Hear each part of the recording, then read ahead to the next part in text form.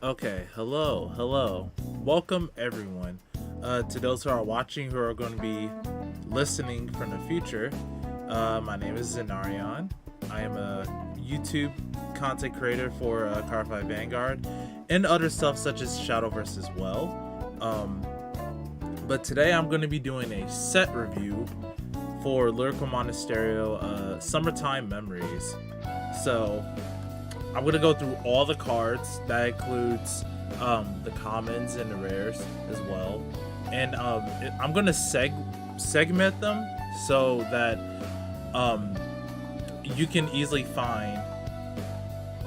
You might want to lower down your music. Oh, sorry, Matt. But hey, Matt, welcome to the stream. Okay, is that a bit better now? Cause hey, welcome to the stream. Welcome. I'm going to be doing a set review for Lyrical Monasterio Summertime Memories. So, like I said, is the music too high now? Is it low enough? Because I don't want it to be Igami, yeah. I just want to make sure the music is fine and my volume is okay. Because we're going to be here for a while. Hey, bros. Welcome.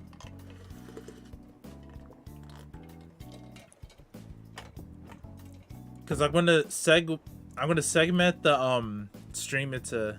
Okay, thanks, Matt. I'm going to segment them in different sections so that I can timestamp them on YouTube in the stream later, so people could just go to them and just hear what I have to say about each one. So if I miss any cards, let me know, because we just got like the drop yesterday. I'll just be chatty listening while I do myself. That's cool. I really appreciate it. Thank you for coming. So I made a complete document of all the cards in the set. So I have it already ready. All I have to do is just click on the link and then we go to the card. So it would just be a lot easier for everyone. I think I'll start with the generics first. I will also talk about premium in some aspects depending on some of the cards. Most of the cards in this set really don't have a lot of premium applications, but when I get to one that I feel like it's notable, I will say something about it. But this is mainly for standard. So, with that out of the way, we are going to get ready to review Lyrical Monasterio Set 3 Summertime Memories. Okay. So, I have the whole card list here. But, like I said, I made a whole document of all the cards in this set and separated them. So, it's just a lot easier for me to follow and to me to have more concrete thoughts than last time I did this. So we're gonna start with the generic cards. So for the first two, I think I segmented them. We have the heal triggers. These are the counter trigger, I think. The counter heals, they said. This one is Two of Us Flow. So when this unit is placed on Guardian Circle, if the attack unit's critical is 2 or greater, and its critical is increased by non-trigger effect ability, or its original critical is 2 or greater, this unit's shield gets plus 15,000 to the end of battle. So I like this one more because there's a lot of two crit units that are upcoming in future sets. But I think the counter heals are starting to become more utilized and more used in some decks rather than just the 15k heals, because sometimes you need a little bit more defense on some of the attacks. So and then the next one, Two of Us Rhyme. So this one is when this unit is placed on Guardian Circle, if your opponent's attacking unit has attacked 2 or more times this turn, this unit gets shield plus 50,000 to the end of that battle. So this is good against like restanding units as well as restanding vanguards. I feel like a lot of decks are starting to multi-attack without restanding, so this is going to become a little bit less viable in the future, I feel, but I think it's still an okay choice against restanding decks. And you can play both of them in the same deck too, but it's just your preference. So what I should do is delete the link so I won't re-click them. Okay, next. I still despise the heals of which both were combined. I mean, sure, they could have been combined. But I don't know. I mean, I think they're okay separate. So you have to choose between them rather than just getting both effects. Now, now we're on to the real generics that aren't triggers. So, first one is Clear Shimmer Aura. So she's a grade 1. This is originally a double R. One ability, auto rear circle. When they attack, this unit boosts hits, cost retire this unit. Search your deck up to 1 order card. Reveal it and put it into your hand and shuffle your deck. So there's a couple of decks in this set that has orders. So if this hits, you can search those orders. Then she's also able to get the Perfect Guard order from the deck as well. So if it hits, you get a PG, basically. It's really good to be able to pressure out your opponent early game. Some decks want that early game pressure. She is a 6K, so she doesn't hit the best numbers, but I think it's still pretty good. She's designed by the Riviera artist. Yeah, I believe so. I think this is the artist. Yeah. But I will say this card is pretty good overall. It's a good card if you want to be able to search out your orders. So next we have the PG of this set. Nocturne of Flickering, Luminency, Judith. So Judith is just the normal overdressed Perfect Guards, the one where you can put on Guardian Circle. It cannot be hit to the end of battle. If you have 2 or more cards in your hand, choose a card from your hand to discard it. The race is Ghost, so Felty Rosa now has a Ghost PG after we've been asking for it for a while. So Felty Rosa has some synergy with that. Other than that, it's just a PG in the set, and most of Lyrical's PGs are cheap, so unless you're getting like high rarity or something like that. All right, next we have Positive Mind Elsa. I think this is a rare. I think this is a rare or common. It's a grade 1, continuous during your turn. This unit gets power plus 2,000 for every 2 of your units, and it has 7k power. So I mean, it's a okay like beater. I think it can hit 15 by itself if I do the math correctly. 2, 4, 6. 6 plus 7 is, yeah, I think it's, yeah, it's 15. No, that's not 15. I'm dumb. It's 13. So you have a 13k attacker, well, full board, but and there are other better cards, I feel. It's okay rush early game card if you have like a full board early, but it's pretty much whatever. All right, next we have Mysica Plakul Jennifer. So Jennifer's a grade 1, and she only has 1 ability. This is a double R. Act Rigor Circle once a turn. If you have 4 or more units, cost, discard a card from your hand, choose a normal order from your drop zone, and it gets continuous. This card can be played from your drop zone, and when it will be put into drop zone after play, put it to the bottom of your deck instead, to the end of turn. Jennifer is really interesting because she takes all of your normal orders. After you use them, you get a second use and you put them back to your deck. So, like I said, there's a couple orders in this set where you want them to be played during your main phase, and she gives you an extra extension of that. Sometimes you just don't have the order in your hand after you use it the first time. Jennifer can reuse the order. So say like you use Sweet Cross Sweet from last set. Say like you want to use it again. Well, now you can discard a card and then use Sweet Cross Sweet from your drop zone. Plus 1 to board, which is a wash overall because you're discarding a card. And you put the order back to your deck, so you're not decking out. So in the future, if there's more really good orders, normal orders they use, Jennifer is a good extension to use her again, and you don't have to run multiple copies.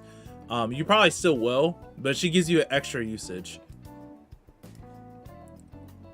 So next, we have Swelting Heart, Lucia. I don't know how to pronounce these names, but anyway, it's a grade 1. This is originally a double R. Costs Sobos 1. Look at the top card of your deck.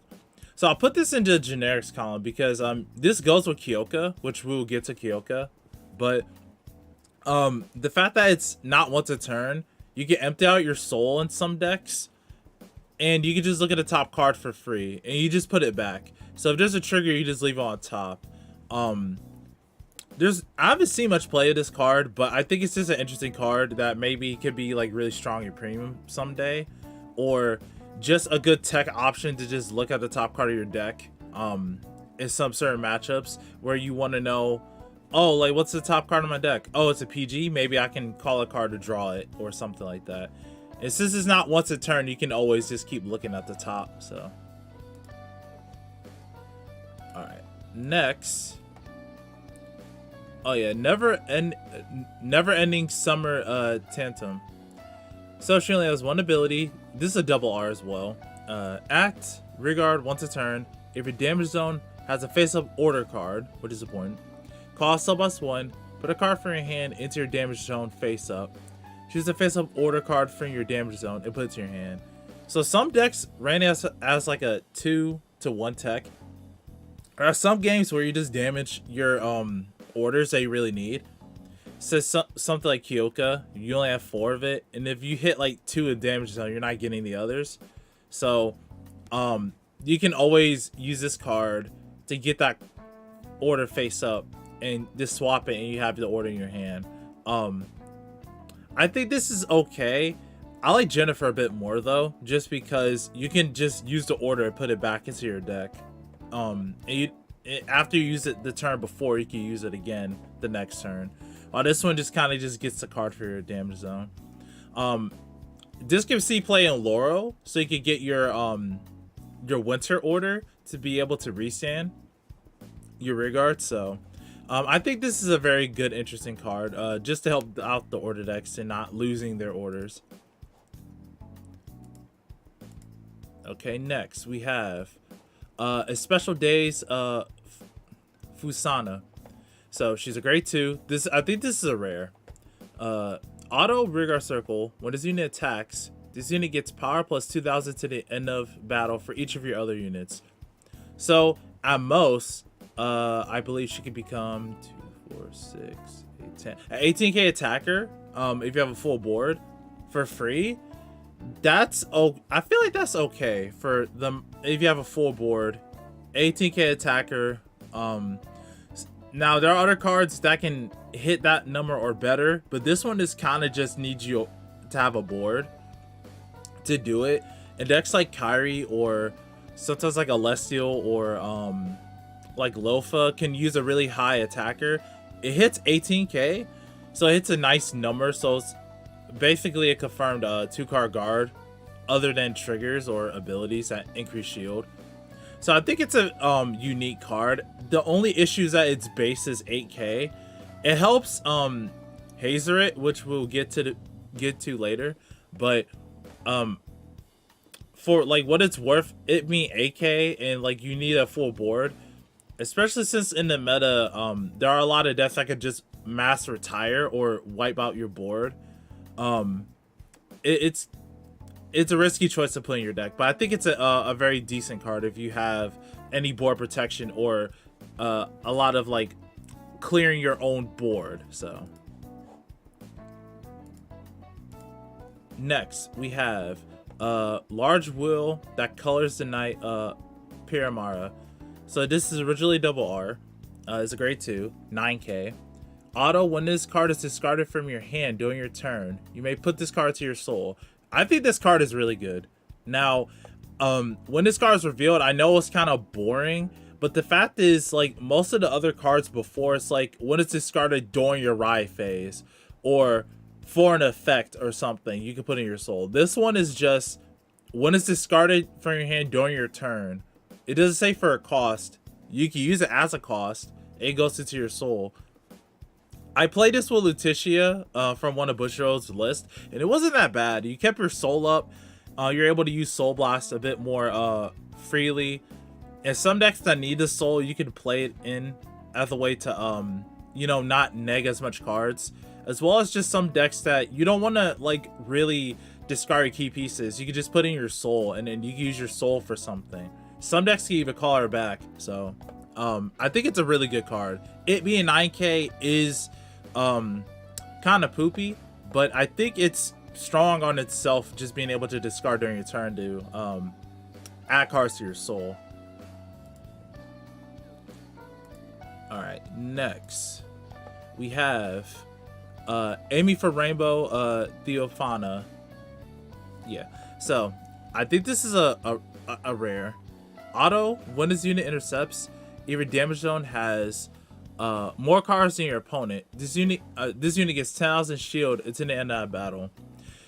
I love the art. I don't think the skill is very good.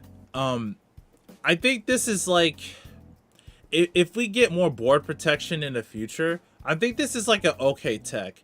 The fact that it needs to intercept is a big loser though. Since your opponent can snipe it or just attack into it, well, if they attack into it, that save you a card out of your hand. But the fact that it's a 9k and it's a 15k intercept, it doesn't, I don't think it's very good in that aspect. Maybe in the future we'll get intercept from back row. Something like this in Primo could be okay, but we have other cards that don't really need you to play a 9k or have more damage to your opponent. So it's a cute card. I love the art, but I don't think it's very good in most of the decks. Next card we have, yes, this one. Favorite one, Futurity. So this is a double R.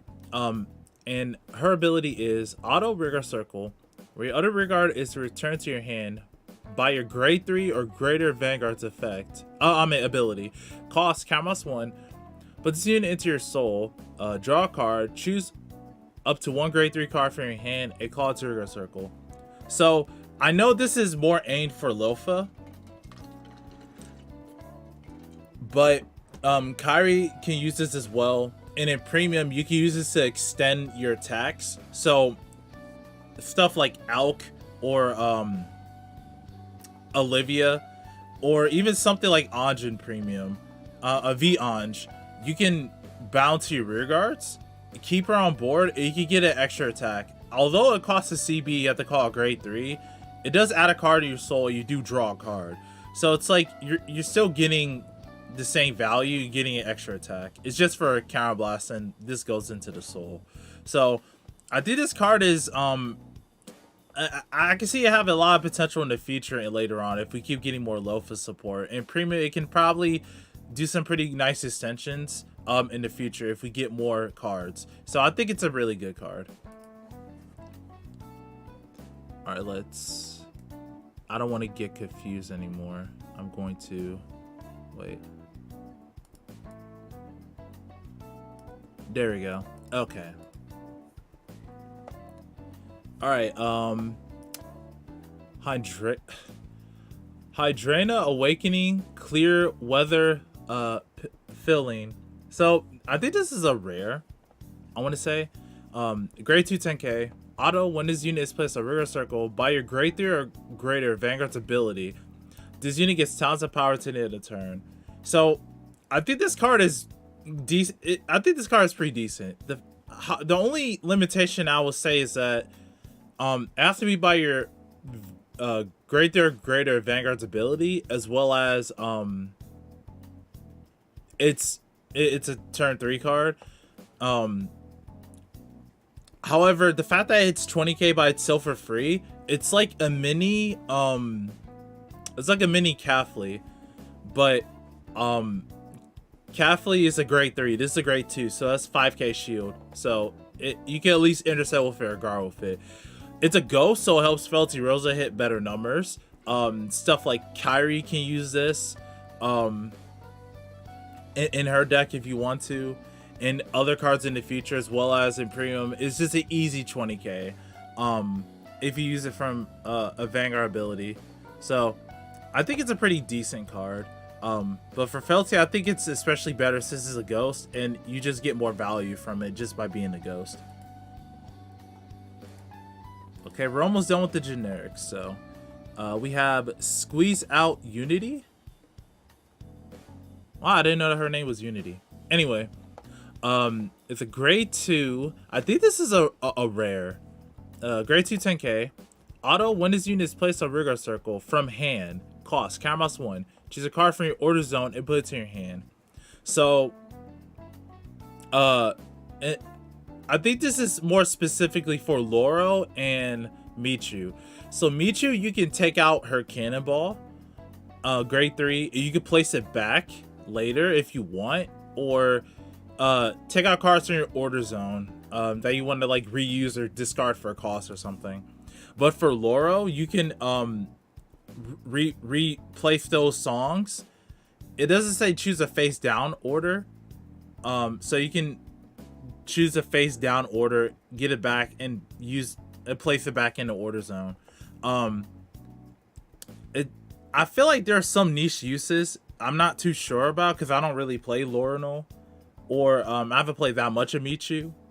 But I feel like this card has some pretty okay applications later if the order can like draw a card. So it's kind of like on place, Counterblast, draw a card maybe. But we'll see in the future. I think it's an interesting card. Okay, next. Yes. I love this card. I'll explain why. So, Approaching Summer Aljeet, I think. So, it's a grade 2 10k. This is a double R. So, auto. When this unit is placed on Rigor Circle by your grade 3 or greater Vanguard's ability, this unit gets 5,000 power to the end of turn. And the second ability is Auto Rigor Circle, where your other Rigor is returned to your hand by your Vanguard's ability. Choose one of your Vanguards, and it gets 5,000 power to the end of turn. So, let's talk about standard first, because this actually has a lot of premium applications. In standard, we have Kyrie and we have Lilfa that are able to bounce cards and call cards. Now, let's talk about Kyrie first. Kyrie, you're able to make her not just 13k. You can hit her, make her hit numbers, as long as you either call this card or return a card. So on your turn 3, you're not hitting like 13 to 21. You're hitting at least like 28 plus. No, you're hitting like 26. You're hitting better numbers essentially, but you can hit higher numbers since you're returning 2, as long as she's on the board. So Kyrie's always hitting 23k at minimum. Lilfa in the back row, you're returning 2. But it doesn't really matter at that point because you're already bouncing the cards and she already attacked. This is more so for like, I think maybe like an early game effect. I'm not really too sure. I haven't really tried her out in Lilfa as much, but the first ability is okay. Just after like you call something with Kyrie or call something during battle phase, like with Felty, not Felty. I can't think of it. Just like something like floor mid battle phase or something. No, that's from her. Well, I can't really think of it, but she synergizes a lot more with Kyrie. You can also use this with Kyora on your grade 2 turn, because the second effect is not just grade 3 locked.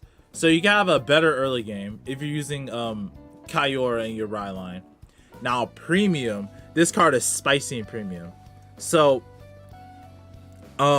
this helps like 2 cards specifically. This helps Liddy, Great Ascent Liddy, I think, and it helps V Tirua. So Liddy, since you can use her her second ability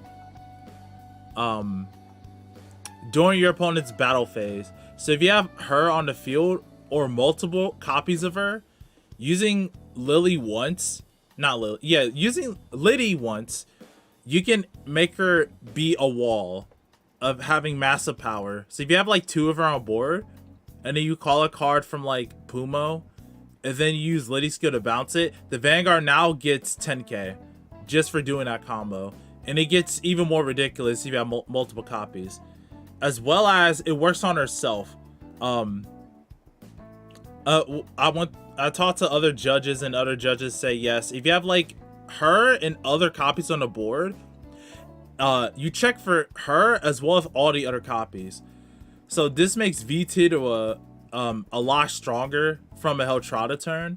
If you have like 2 of her on board or some other units, you can ride V-Tidua, bounce her twice in the other 2 cards, and your Vanguard Tidua would get massive amounts of power. And then since the power is stored under Heltrata in your stride, because it doesn't get removed after Heltrata, as well as it works with Heltrata too. When Heltrata attacks, you'll get more power from both of these, and then you de-stride into a massive Tidua swinging twice. It's really strong if you get the cards.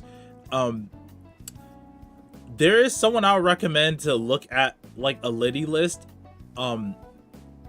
I talked to Chie on Twitter. I'll probably link it in the description, or link it in the comment section after the stream. But I think this card is really interesting. It's really I just think it's really interesting in premium how it made like V-Tidua a little bit stronger than normal. But that's all I have to say about this card so far, because we have a lot more other cards to go. Okay, next we have the $50 card himself, the main triple R. We have Cooling Heart Kyouka, a Grade 1 triple R. Don't let the FR fool you, it's a triple R. So auto rearguard circle once a turn. Rear other unit in the same column as this unit is placed. If your opponent's Vanguard is Grade 3 or greater, this unit gets 5 of power to the end of the turn. And auto, at the end of the battle, this unit boosted a rear guard, cost +1, choose one of your boosted rear guards, or choose one of the boosted rear guards, and return it to your hand. So Kyouka is, she basically allows you, she makes numbers once your opponent's Grade 3 or greater. And she also bounces back anything after she boosts it. So that's like Luticia, you could call out something, bounce back the card you called from your soul. Kyrie especially, you get more bounces and extended multi-attack. Haseritt can return a card to your hand, and you plus even further from that. Kyouka can bounce back your restander. She's very useful. And in premium, you can still do all this stuff too. With some, like with other applications, you can boost Spica, bounce Spica back, and then call her later. You can do this with Lilfa, Aqua. This makes V-Tidua more consistent on rearguard and Vanguard. It's really strong for a triple R, and I've been asking for this. It's just sad that it became like a very expensive card because it was released during WGP weekend. So if you pull this, you're making bank, just because base rarity it's like 45 right now for pre-sale, but it's a very strong card. So if you pull this card or you want to play competitive, I think you should look into Kyouka as a nice tech in your deck. Next we have there's no more FRs after this, so these are all just like normal rarity. So recruiting club members, Millicent, it's a common grade 1 with 5k power. Auto rigor circle, when this unit attack hits a Vanguard, choose a grade 2 or greater unit card from your drop zone and put it to your hand. So by itself in most decks excuse me, in most decks, this isn't really doing anything. However, I feel like in the future, when we get more like a Melody playstyle where like you just have a bunch of power, something like Lilfa, since your grade 3s are like 13k, you hit 18k very easily. And that's a 2-card guard. Either they drop a trigger or you're getting a +1 for free. Which is pretty, I think it's okay, especially standard at this time. There's not a lot of shield based abilities. There's not a lot, it's not that much defense in the format at the moment, but I feel like in the future she will be better. However, in premium, this makes it so that I don't think Ellie could come back, because you could just use Fina, Soul Blast 2, get back your Sandy, use Ellie. I don't know how strong it will be if that actually was the case, but it's just another card that has an unintentional interaction with some of the premium cards. So that's like the only thing I noticed when it was released. You could just get Sandy from your drop zone, as well as just getting any grade 3 or grade 2, which your premium, that's like really strong. Because if you was playing something like Highlander or some kind of weird Q tire deck, you could just get back your Q tires, even if it's like retired or something. So I think it's standard, it's like pretty low, but in premium it might have some unintentional interactions that might break something. All right, next we have Radiant Smile Michelle. So a grade 1 8k is a common. Act Rigor Circle once a turn. If your Persona roll this turn, cost counter +1, if this unit gets tons of power to the end of the turn. A turn 4 Persona ride that costs counter +1 to get 10k for 18k booster. I think it's not great as it should be. I mean, I think it's more so like it's like a filler card. I don't see much use of it in premium either way, because in standard you rather use your counter blast for something else like drawing or being more aggressive than getting just simple power. And there are other cards that get like about the much same power, if not better. At least it's not 5k. Yeah, I mean that would have been terrible for 5k, but it's like it can't be really that much better since it is a common. But if we get more consistent Persona rides in the future, or a way to Persona ride on turn 3, which I don't think they would allow that, it'll get better, but I don't think so. It's a nice looking card, but I don't think so. Next, Resnier back on Wisteria Trill's Viper. So it's a grade 1 8k. Cost Rigor Circle. Act. Put this unit into your soul in a blitz order from your hand into the soul.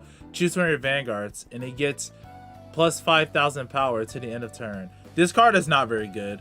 Like, I think this was meant for Luticia, but the thing is, when we get to Luticia, you don't want to just force your blitz. The thing with the deck, you don't really want to force your orders into the soul that much. You put her in the soul, and you put a blitz card into your soul to give power to your vanguard. If you like drew 2 cards, I can see that as okay, but I don't see it as worth it for you negging a card from your hand and removing this unit from your board. You do get a +2 in soul, but I don't think it's worth it for you negging a blitz from your hand. Until there's like a blitz in the future where it's like, oh, you could call it a blitz from soul or something. I don't think it's worth it. But it's really nice art though. Next, Shibra Allure Replay. So grade 1 8k, a common. Auto Rigor Circle. When this unit attacks, if you have 2 or more grade 2 or greater rear guards in your back row, this unit gets 5 of power at the end of that battle. This is for Lilfa, or you could play this in Celestial if you're doing like a White Wing variant. However, there are better cards than this, and Lilfa, even though you can have the requirements met for it, most of your deck is full of grade 1s. Grade 3s. And I'm not sure if it's that worth it to play a card like this.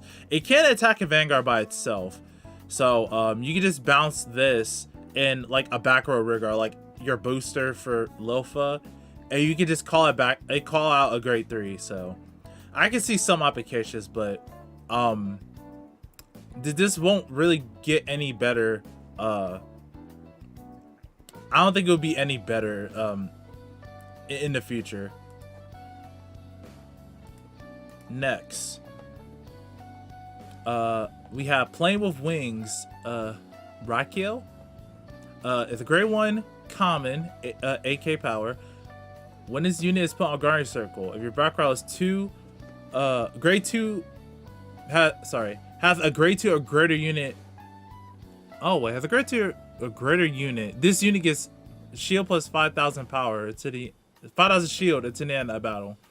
Okay, at first I thought it says if you have 2 grade 2 or greater, but this just says a grade 2 or greater. So for this is mainly aimed for Lilfa, but it doesn't have her name, so I didn't put in Lilfa. I think this is an interesting card. For Lilfa is probably great, since like unless you're going to against like Barrel Magus or Gravidia, most of the time you're gonna get that the 10k shield. So I might consider it, but in other decks, unless you're like Celestial, you have better shield. I don't think Kyrie calls grade 2s to the back row. It's mainly just boosters. I don't really see other decks really playing this except like Lilfa, honestly, and not really much premium application as well. All right, let me delete those. All right, next, minimal style Fuka, grade 1 8k, continuous rear circle during your turn.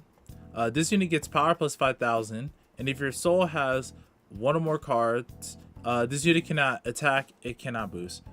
So this is obviously aimed for powerful. You get an 18k attack or a booster for free if you just do your powerful stuff. In other decks, I mean, you could run out of soul, but you really don't want to have no resources in other decks.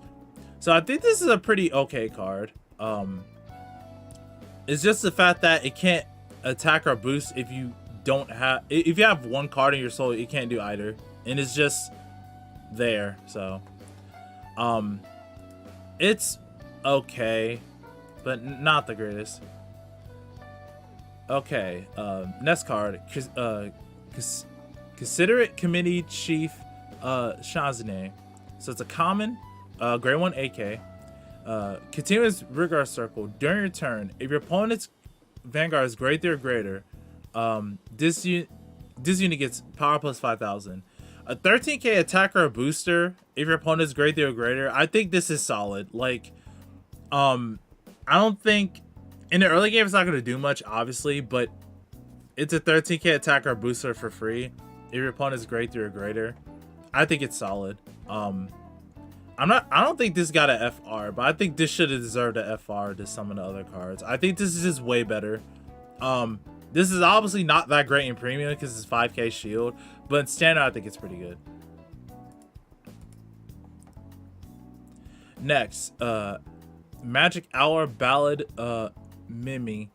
This is a grade 3 11k common. Rigor Circle auto. When this unit attacks, choose one of your units in another column. You may have it get power plus 5,000 to end a turn. If you do, put this unit at the bottom of your deck at the end of that battle. So this works with Haseritt, but also there's some other cards that like check to see if your if you bot deck another card or you want more room in your front row. So something like Lilfa can use this to remove the grade 3, and then you can call something with that grade 2 again. If you bounce something, you have more open front row rear guards now. You give extra power to another rear guard. So something like if you play this in like Herminia, you can give your other restanding rear guard 5k power or something. I think this has multiple uses. The fact that it's 11k is very awkward, but the utility that you can do is giving another rear guard 5k power. That's like another stage of shield. for free. And then you just bot decking it, it triggers some other skills for you to draw or for you to have more room for multi-attack. So I think it's pretty good. The fact that 11k does hurt it, but it makes Haseritt more consistent with getting units to the board. Okay, almost done with the generics. We have Hellenist Girl Fane? Hulinist Girl Fane. And grade 3 11k. Continuous rearguard circle. During turn, if your front row has no other rearguards. Wait, if your front row has no other rearguards. This unit gets power plus 5,000. If it wasn't during your turn, I would have said this would have been a lot more better and interesting card.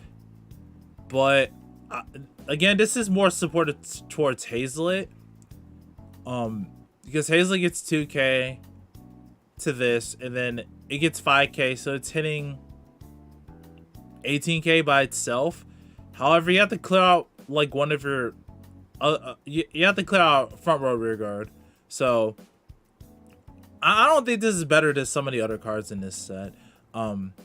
It could be better, but I don't think it's that great. And most other decks won't need a 16k attacker.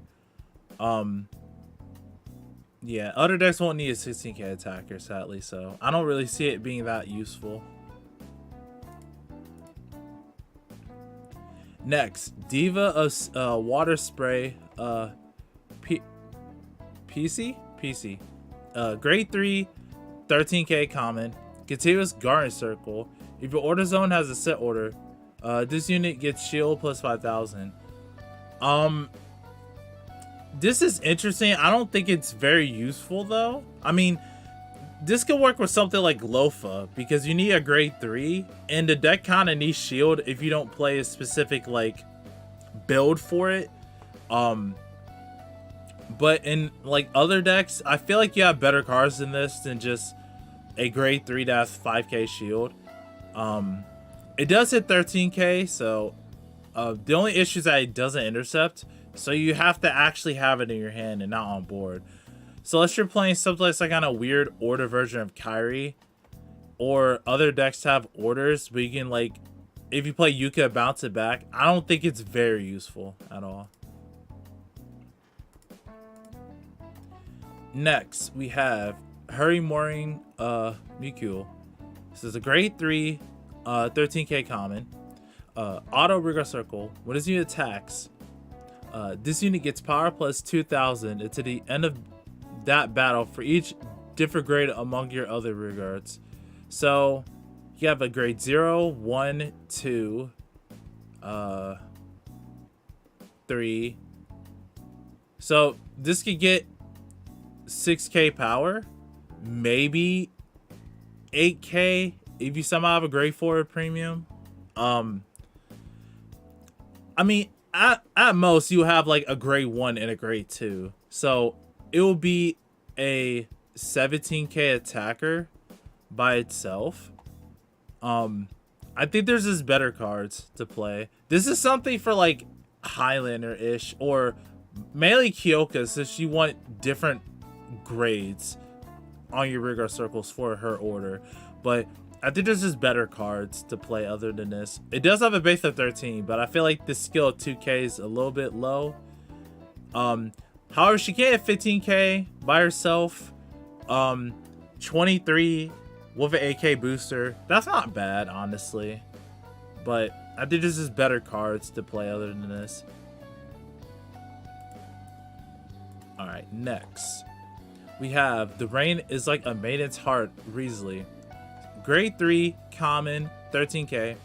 Continuous rigor circle. If you play the normal order this turn, this unit gets boost.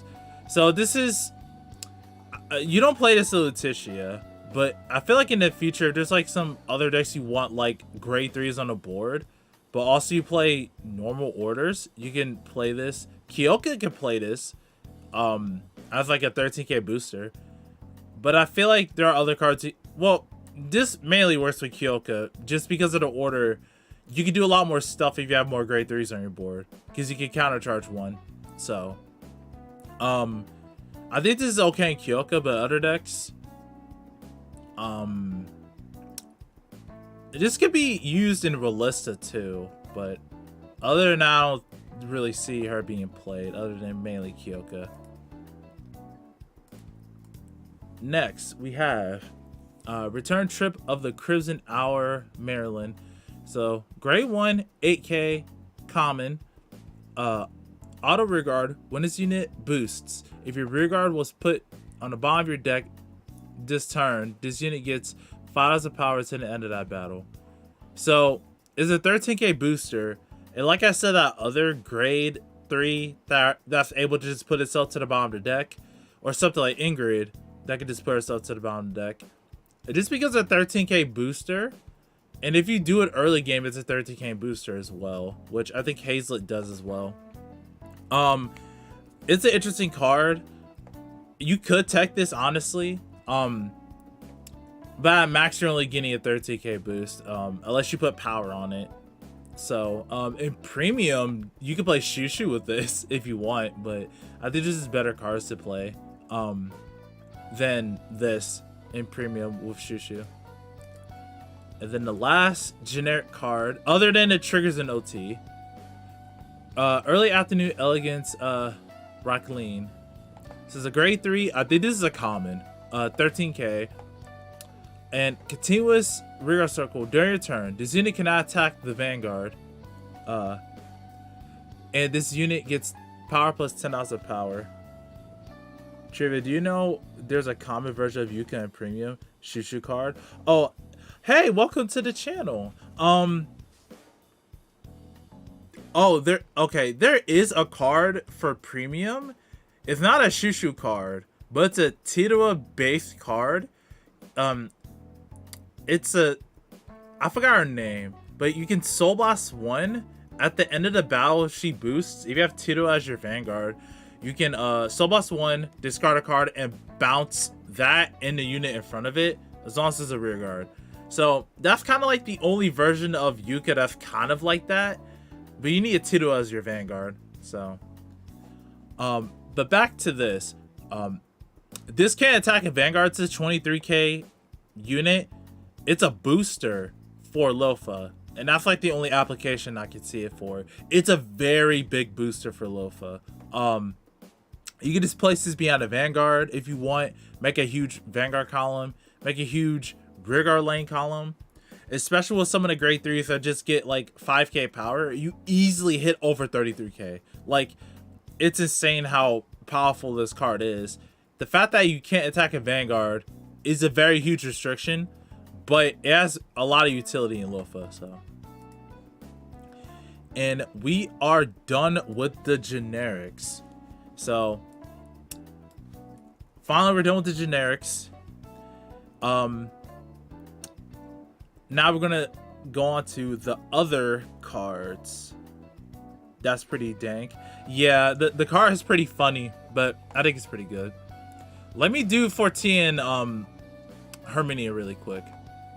So, no clue how to give a boost in premium, but hey, someone could find a way. I'm not sure how to give a boost in premium. I'm not really too sure how to give a boost. I mean, there's probably some weird way, but I don't think so. Even so, I don't think it's that good, because you just have better grade 3s than that one. But on to Forita and her friend support.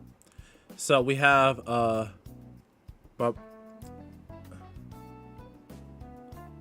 it could give you kill turn on turn 3. Lilfa just for sheer power. Yeah, like I was hand testing it earlier today, and I'm like, wow, this card is really good. You just hit big numbers on turn 3. So I want to get back to this. So for Busher's high tension Roxella, or Roxanne in Japanese. So this has 2 abilities, but it actually only has 1. So friend continuous rear circle. If you have another unit in Seikon as this unit, that unit in this unit becomes friends. And Auto Rigor Circle. When this unit attacks a Vanguard, if you have 3 or more other friends, this unit gets 5,000 power to the end of that battle. If you have 5 or more, choose one of your rear guards with the friend ability, not in the same column as this unit. You may return it to your hand.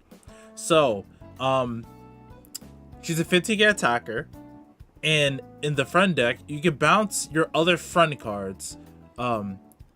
However, they have to have the friend ability, so they like restricted it so you won't just bounce something like a PG or something. I don't know, but this helps Forita be able to get back cards from the board to avoid being like field disrupted, as well as you can use this as a carry too. However, your deck will have to be so filled with so much friends, it will kind of like disrupt from like you playing like your good at stasis cards. So it's kind of a mixed bag of you playing Roxella and Kyrie, but in friends I think it's like a very good card. You bounce back your Melty, and there's other cards that bounce back itself too. So I think she's a good card at friends, but the cost of you needing 5 and only returning a friend ability, unit that's not in the same column as her, by the way. You can't just return back your booster. Makes her a bit less flexible and really restrictive, but I think it's a good card for friends.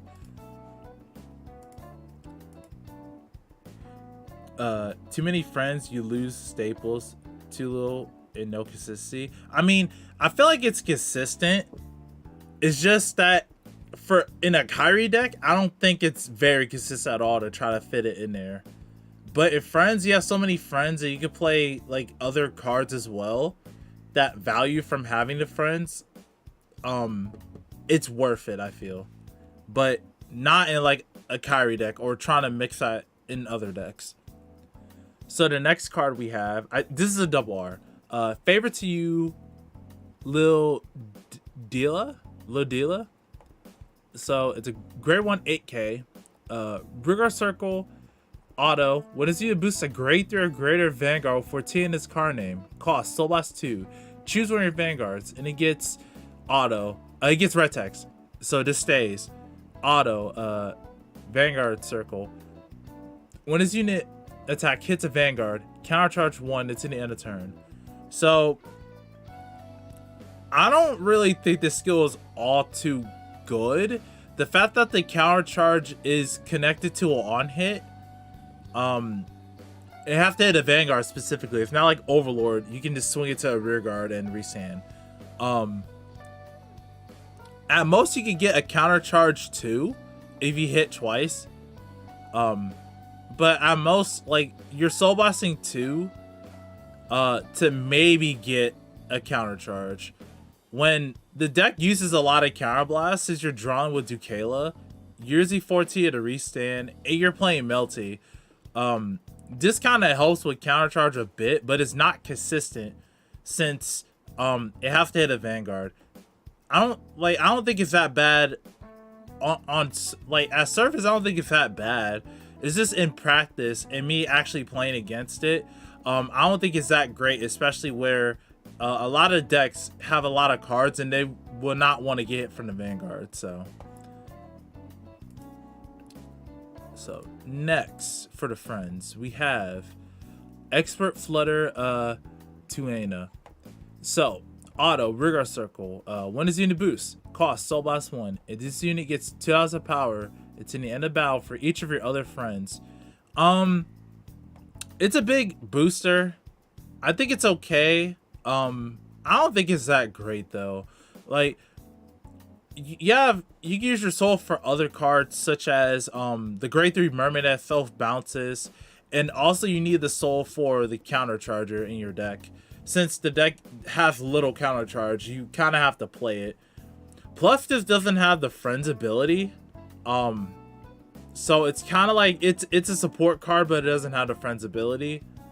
So I think it's just other cards you can play other than this. It does make your like the combo with that one grade 2 demon a bit stronger, but I don't think it's worth it to play in the deck. Unless you really want those power columns, I think you can play it, but I think there's other cards you can try to play, especially from the generic side.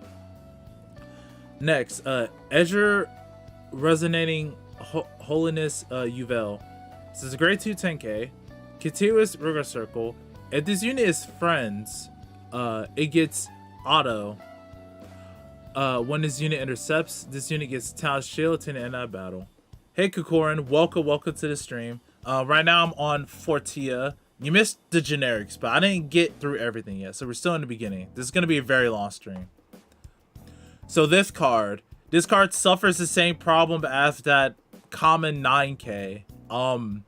It's an intercept, but this one is like, you have to be in the friend state.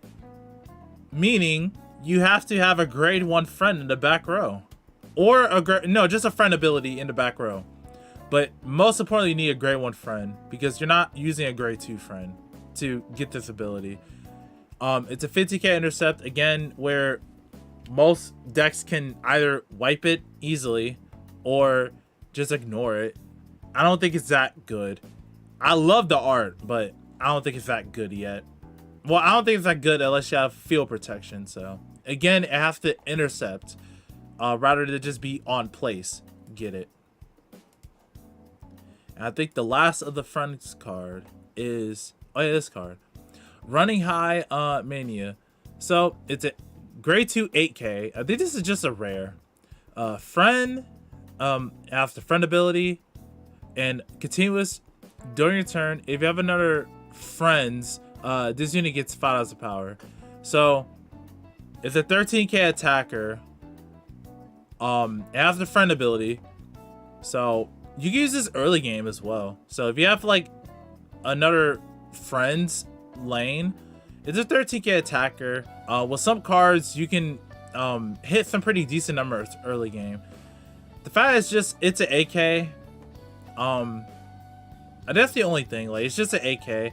It's a decent attacker. Plus 5k. Yeah, it's plus 5k. But I feel like this could be better in the future. Or even like if you do some weird hybrid with like Haseritt and friends, I think this could work because it's a 15k attacker for free. You just bot deck it, so you don't have to. So you hit better numbers, but yeah, not too much to say about that. So for Herminia, so now on to Herminia. So for Herminia, like I said with the generics, there's some cards that were like that supports powerful, but I only got the keyword for this. So now, Immense Epitude Riley. So she's a grade 2 10k. At Brigger Circle, once a turn, cost Soul Blast 1, choose wearing Vanguards, and it gets power plus 5,000 to the end of turn. Then her second ability is powerful. When this unit attacks a Vanguard, if your card has no soul, if your soul has no cards, cost Carbas 2, and this unit gets tons of power to the end of turn. And if you have a grade 3 or greater card with Herminia in its card name, this unit performs drive checks until the end of battle. This card single-handedly changed the deck because it went from a deck that absolutely had, like, it had power, but it wasn't like better than other decks like Bastion, right? I made like a whole segment last time about why Herminia was like really bad. This card gives you a way to dump your counterblast if you get rushed, so you can punish them. 2, it empties your soul. Because sometimes when you ride on grade 3 or even Persona ride, you have no cards that empty soul, which means I had to play cards like some odd grade 1 that's able to soul blast to empty soul. 2, this also gets drive check, so this is just a counterblast to get a drive check. Either you get an over trigger or draw a plus to hand basically, and you basically refund the reset for Herminia. She's a 20k attacker minimum, but she can become a 30k attacker if you have the right cards. It's just a very strong pressure unit, and it's good to use like if your opponent's like at 3 damage. Like sometimes I hesitate to use it like early because they they'll no guard it and I have no pressure later on because they will want to get rid of this card. This card has a target on its head once it's placed. But other than that, this card is really good. I don't have any like complaints about this card being better. I think it just does what it does really well. Next, we have Inconspicuous Ambuscade Musta. So it's a great one, double R, 8k. You only have one ability. Powerful, auto, rigor circle. When this unit boosts a great 3 or greater Vanguard with Herminia in its card name, if your soul has no cards, all your front row units get power plus 2,000 to the end of turn. At the end of battle, cost puts you at the bottom of your deck and counter charge 1. So this does several things. Oh, I should have set up with the last card too. You just need to be at grade 3. So you can do this all on your opponent's grade 2 turn. And it's very, very pressuring. So first off, the 2k power, it actually matters. You may think, oh, that doesn't really do that much. Where in last set we have Tutoas that gave 5k for a counterblast. Signe restands for free, but also you get power 5k. Nala is a free 15k attacker. Give me 2k, 17k with an 18k booster, that's 23. And Herminia is 23 at minimum with this card. So your front row is hitting good numbers. Second, the counter charge does a lot. You can get 4 dry checks with the triple rare, which is very strong, by the way, if you hit triggers. If not, it just pressures your opponent to, oh, I have to PG this or just take it and risk the trigger. But also, getting that extra counter charge allows you to use Tiloes twice or Tiloes Signe twice. Because Tiloes with Signe is 21, so that's at least a trigger. And if you give power to Tiloes for Signe, now that's over 15k. Well, that's at least near 15k, something around like that. Well, no, it is more than 15k because of the 2k. So you're pressuring on hit from the draw for Tiloes. Your other rear guards in the front row are getting more power. You get at least do 4 drive checks with the grade 2 and her, because Herminia gives you an extra imaginary CB, and you have more uses of your counterblast. Because before, you would just run out of counterblast and go, well, what do? I can only use Tiloes, but I can't extend. You can extend further with this, which is really good. Both of these cards are really good, in my opinion. That's Forita. Next, the only last 2 powerful cards. We have Fascinating Disposition Vary. I think this is a rare, I want to say. So powerful auto rigor circle. When this unit, when the attack this unit boost hits, if your card has no, if your soul has no cards, choose rare units and it gets power plus 5,000 power to the end of turn.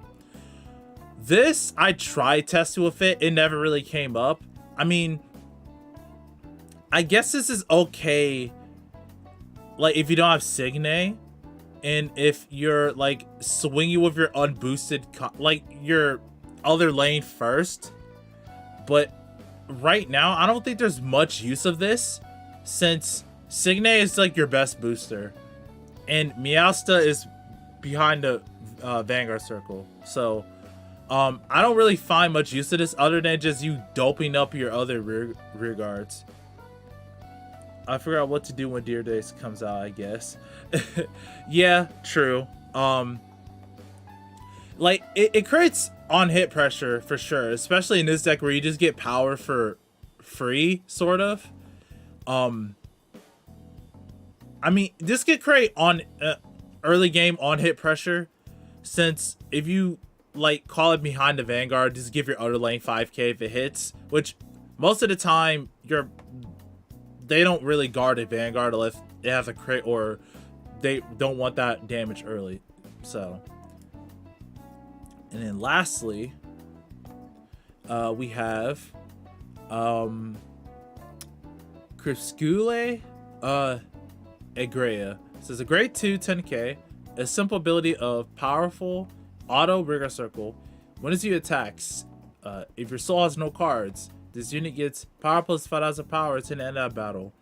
This is a good 15k beater. It's not like Nala that stacks it, but the fact that it's a grade 2. You can call it early game, by the way. It doesn't have to be boosted, just has to attack. It's a 15k attacker, which, if you're going first, your opponent has to drop 10k shield. If you call a booster behind it, that's even more shield they have to drop. That's 20k. It's just a nice free beater, honestly. That's intercept. It's not like Nala good, but it's still pretty good for what it wants to do. If you want to go for a more aggro, sort of powerful playstyle, I think this card will work as well as that other card. So we are now done with Herminia and Forita. Okay. Now on to the actual cards of the set. The new cards. So we're gonna start with Kyouka first. So we have first a hashtag first _step Kyouka. Now Luticia first. Boo. I'll do Luticia next, okay? If you don't have to go right away. So this is just a starter. I like this starter a lot. I like Luticia's more, but Kyouka's a good starter. So next we have hashtag ready _2 _go Kyouka. So grade 1 AK.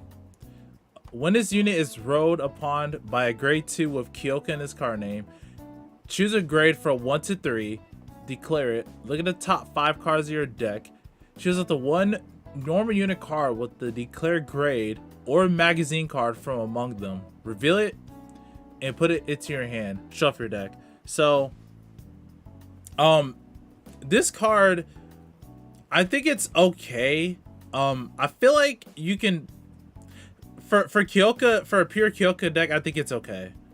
But the thing is, like, you don't know what the top card of your deck is, early game. So you just declare grade and just hope it's there. Them adding the or magazine part is fine, but it's a chance that you would hit the card that you want, right? If not, you kind of just discarded a card to not get anything. So in my opinion, if you're just building a Kyouka deck, I think you could play Wallista instead, just to get the guarantee like plussing and soul that Kyouka needs. But it's a okay card. It's just I don't like that it's not guaranteed. Like if you like miss, you get the order. So you're playing a risk with using the grade 1. Next we have hashtag hot _stuff Kyouka. So grade 2 10k.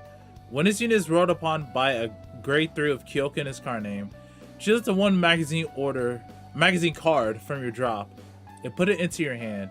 If you do not put it into your hand, cost count +1, search deck up to one magazine card, reveal it and put it to your hand. Shuffle your deck.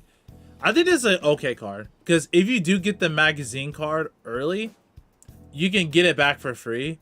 If you haven't, like if you're playing, like I said, like Ballista or some other card, you can just search for it and you're ready on your turn 3. It's a pretty good card. This bloody name. I mean, if you read the lore, it makes sense why she would say something like that. But you're probably wondering what the order card even does. So we have Lyrical Shooting Star. I think this is a double R. So it's a grade 1. It's a normal order. Play this if you have a Vanguard Kyouka in its card name. Perform all the following according to the number of your units. So you have 2 or more grade 1 units. You draw 2 cards. Choose a card from your hand or discard it. 2 or more grade 2 units. Choose where your units, and it gets power plus 10,000 in a turn. 2 or more grade 3 units, you countercharge 1. So I think this card is really good. The fact that it's free is really shocking. It has no counterblast cost other than just you having Kyouka as your Vanguard. You can play this on turn 1, turn 2, turn 3, and so on and so forth. Having 2 grade 1s, essentially you're like discarding 2 to draw 2, which I guess it's okay. Because you have to discard an order to play it. The grade 2, if you have the grade 2 effect, you choose one of your units to give it 10k. I think that's really good. But the fact is, like, if you have a combination of the 2 grade 1s and 2 and the grade 2s, you can just basically filter your hand and give a unit 10k, which is strong. Or you can get the grade 3 effect, which you counter charge, where sometimes you might need an extra counter charge if you have the extra grade 3, and you can play that card that gets boost when you play an order in your deck, so you get the counter charge, or some other spicy cards you might want to try. It's a very good card in my opinion. The fact that it doesn't cost a counter blast is surprised me. So definitely some interesting stuff right there. Now we have the grade 3. Hashtag make _a _trend 2 exclamation points Kyouka. So she has 2 abilities: act, Vanguard Circle once a turn, Soul Boss 1, choose a grade from 1 to 3, declare it, look at the top 5 cards of your deck, choose up to 1 unit with the declared grade from among them, and call it to Vanguard Circle, or choose up to 1 magazine card from among them, reveal it, and put it into your hand. Shuffle your deck. It continues Vanguard Circle during your turn. If you played a magazine order this turn, all of your front row units gets 5,000 power. Anyone who says the full name is I don't think anyone will say the full name. They'll just say Kyouka. So I think this card is very good. Like, it's kind of generic if you think about it. Like, the order is tied to her, but you can call it pretty much any normal unit. No, you just call it a unit card. So you can call it triggers if you want. I don't know why, but you can pretty much call any card. It's from your deck, so some cards that are like from what, Felty Rosa, you can call from deck.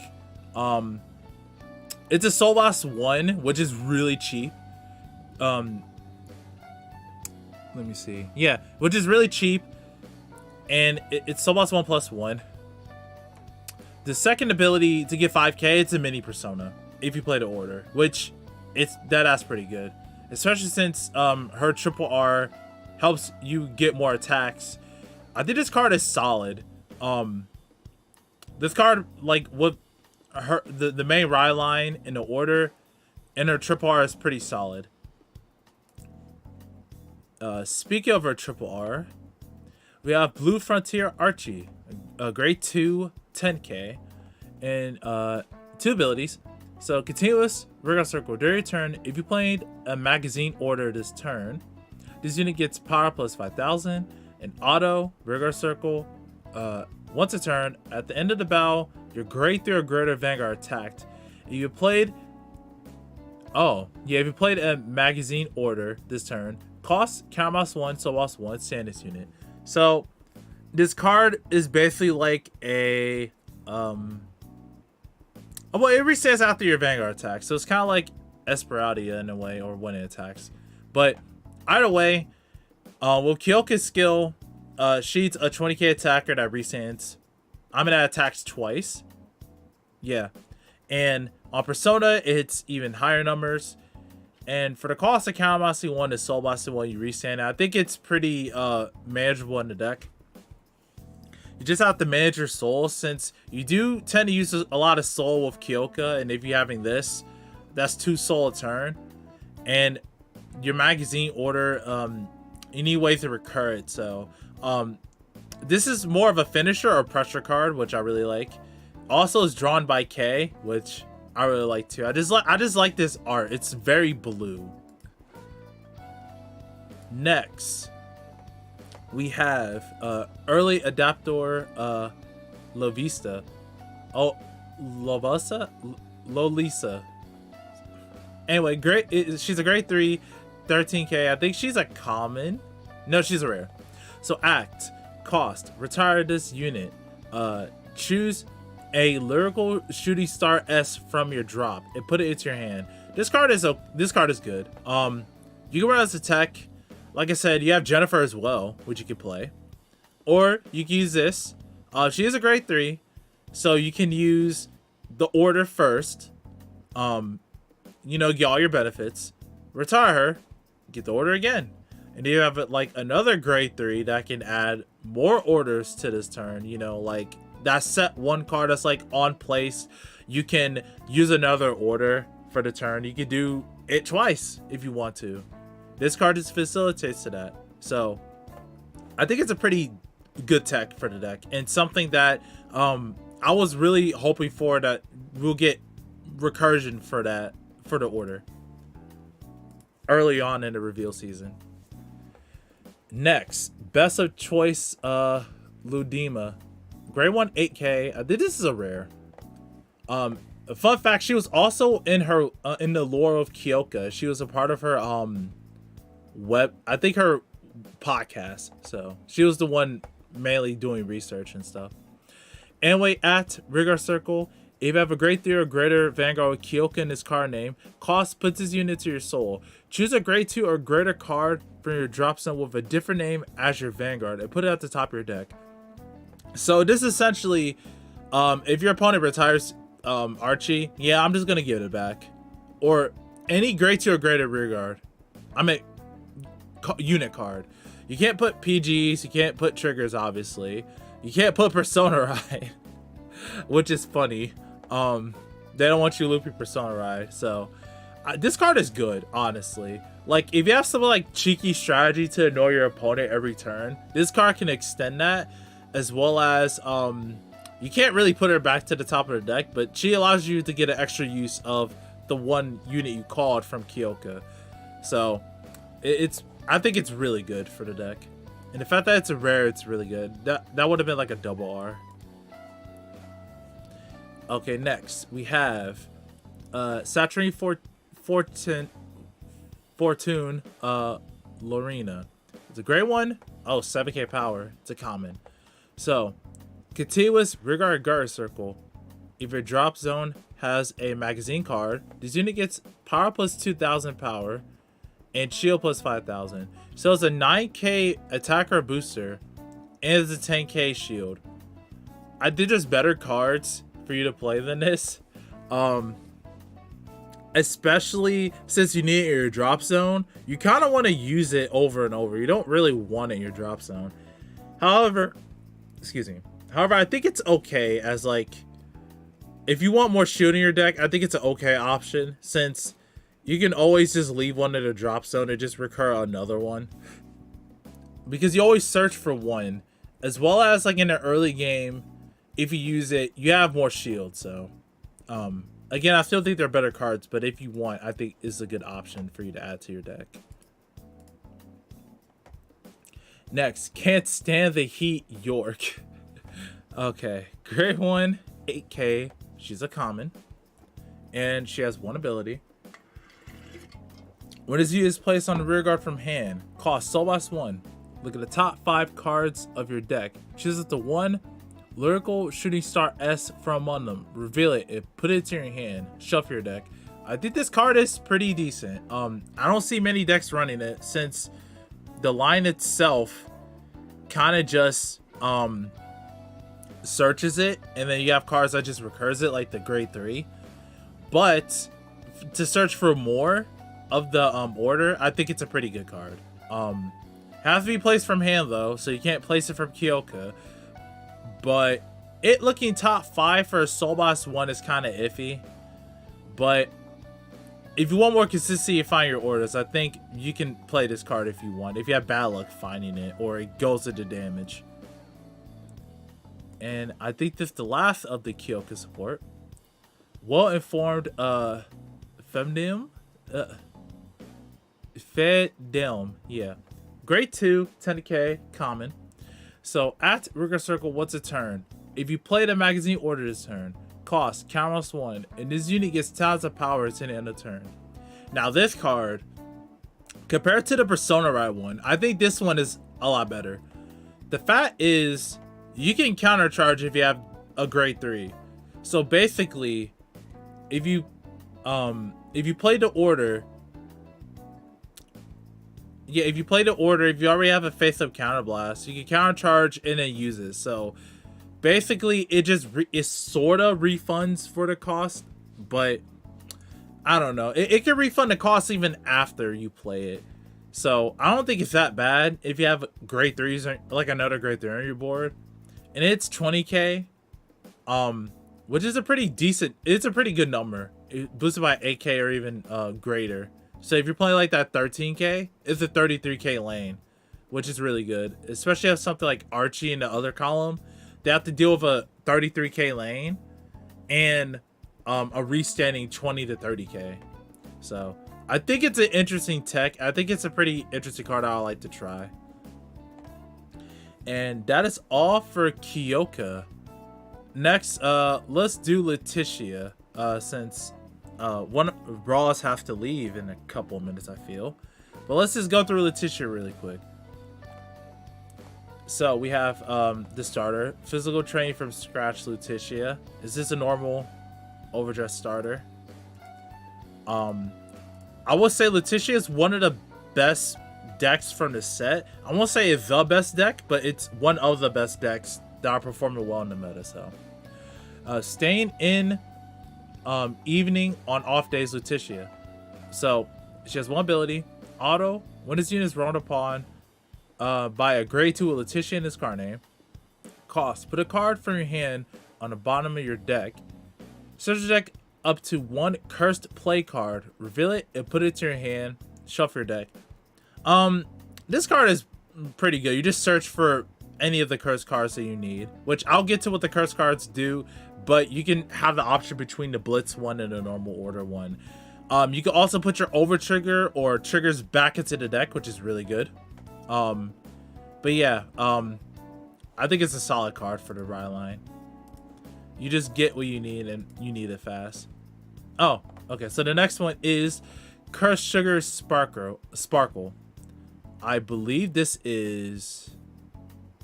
I think this is the double R. I'm not sure. But anyway, it's a normal order. Play this card if you have a Vanguard with Luticia in its card name.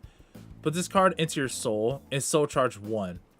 Choose up to one card from your soul with the same grade less or equal to your Vanguard. Call it to Rightful Circle, and it gets power plus 5,000 power. Power plus 5,000 to the end of turn. So this card is basically you soul charge 1, you call a card that's equal or less, give it 5k. This card is really good. You have to go into your soul, but that's part of... There's a reason why it goes into your soul for grade 3 Luticia. You call anything. I think you can call it triggers. Yeah, you call it triggers as long as it's equal or less than your Vanguard. So you can call stuff like perfect guards. I don't think you can call orders. Oh, I mean, you can't call order, but it'll just vanish. But you call your perfect guards, your over trigger, pretty much any offensive card that you want or defensive card. And pretty much this has some interesting applications too. You know, you can bounce back your Lee's lots or any other card that you want to do shenanigans with. So it's a really good card. All right, the next card, Anahem Slap Twinkle. So this one is a blitz order. So play this if you have a Vanguard with Luticia in its card name. Put this card into your soul. Choose one of your units. It gets 15,000 power to the end of that battle. If your soul has 4 or more cursed cards, cursed play cards, draw a card. This card is actually insane. The fact that it doesn't neg you when you draw if you have 3 cursed plays in your soul is really strong. So you will play the card and your Vanguard will get 15,000 power. And since it's in the soul, right? It counts itself in the soul. So you have 4 cursed cards in your soul. And then you draw a card. So if you have 3, just blitz, you get to 4. And you get to draw a card. It's a mini Nikita. Yeah, it's a mini Nikita. The fact that you just don't lose cards in your hand when you use it, it's insane. And like I'll talk to it when we get to the other cards, but this card is really strong just to be a reusable 15k shield for no cost, by the way. All right, next let's go to the grade 2. Heavy leaning on expectations, Luticia. So she only has one ability, continuous. If your soul has a cursed play card, when you ride a grade 3 Luticia in this card name from your ride deck, you can ride with Soulblast one card with Luticia as card name, instead of discard a card from your hand and discard it. So basically it does like the mini powerful thing, but it's really good. Just because you automatically get a cursed play, you use the cursed play, so you have like another rear guard, and then you just Soulblast one Luticia. That could be your starter or grade 1. I think you can Soul Blast itself. No. You have to Soul Blast a grade 1 or grade 0. And then once you do that, you don't have to discard a card to ride. It's just free. The line is very strong. I like it. Yeah, that's pretty much it. Yeah, you just ride for free. We'll have it to discard a card from your hand, and you gain extra soul from the cursed play that soul charges 1. Sparkle, yeah. Next, on to the grade 3, Grimoire, Elite Luticia. So she has 2 abilities.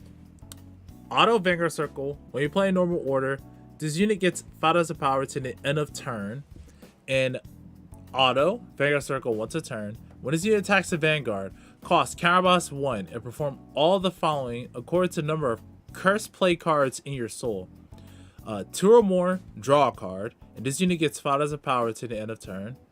4 or more, at the end of that battle, discard a card from your hand, stand this unit, and this unit gets draw -1 to the end of turn. Okay.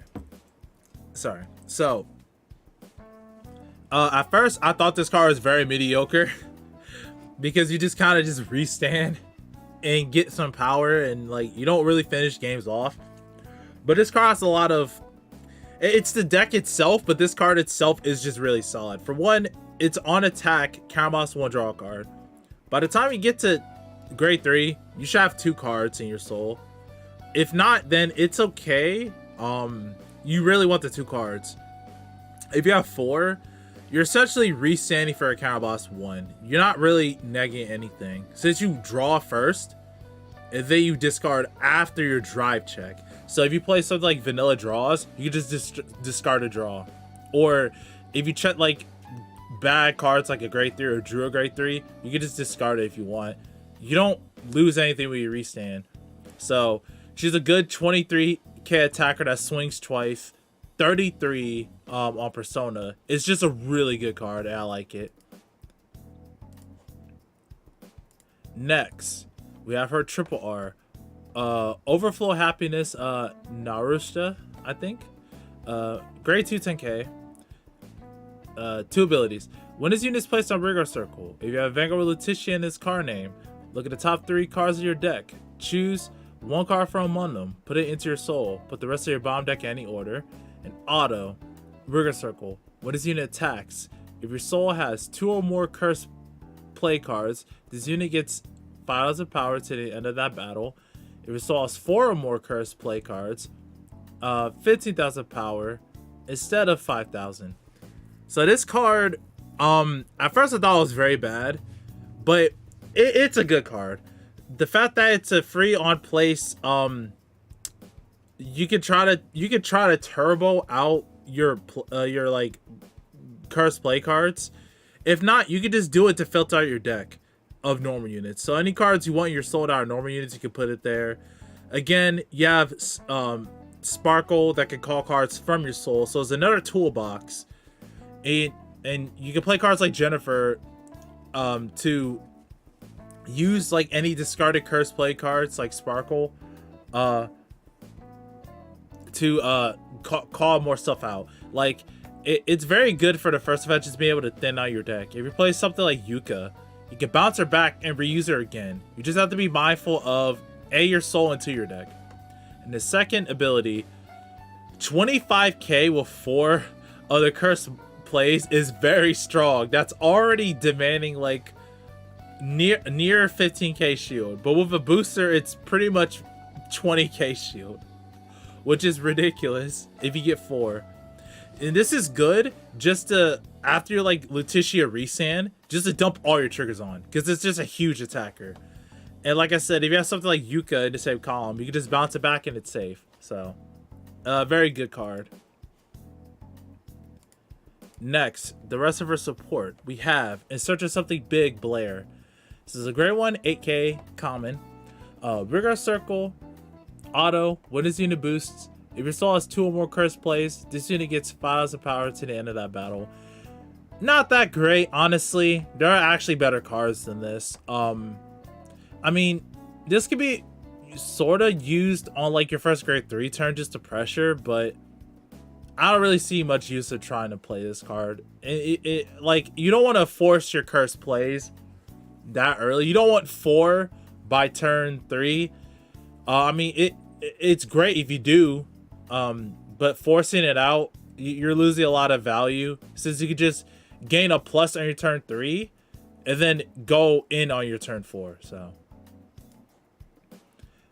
next we have Floating in Paradise, Levine or Levine. So grade 2 10k at Rigor Circle once a turn. If your soul has 2 or more cursed play cards, Soul Blast 1, and this unit gets Sal's power to the turn.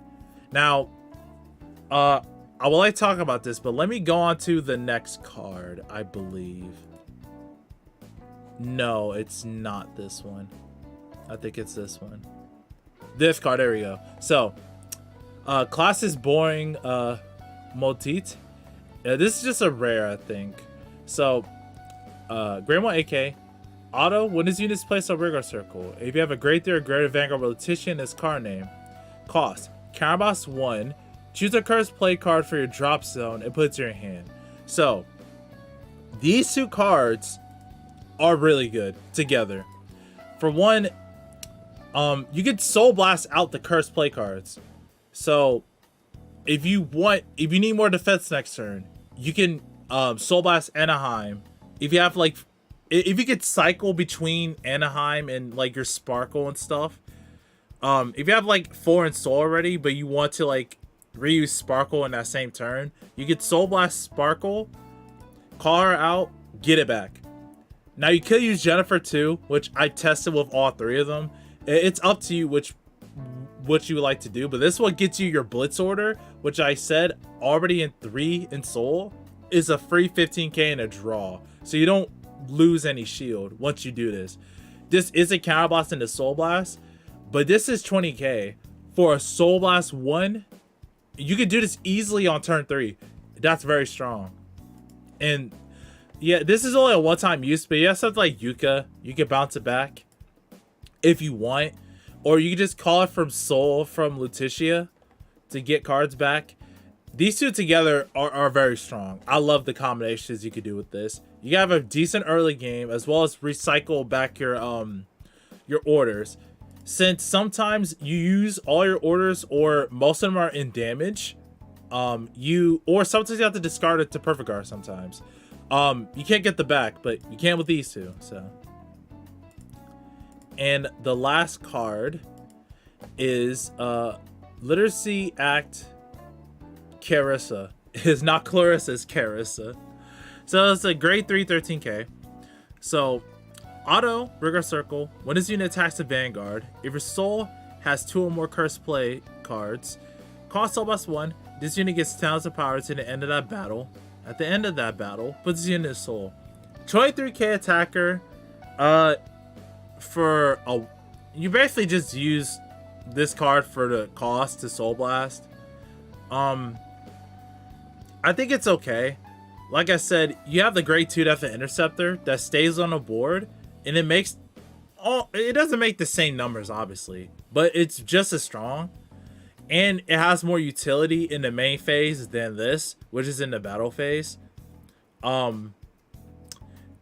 Yeah, like that's all I have to say. I think the grade 2 is just overall better than the grade 3. However, if you want more power, I think this card is good. If you use Kyouka in the same lane as this, you can just bounce this back so you don't have to put it into soul. Because this soul is not, this cost is not mandatory. It's just an added effect from you doing it. So, yeah. I think this card is okay, but definitely you should play it with Kyouka in the same lane to make the numbers.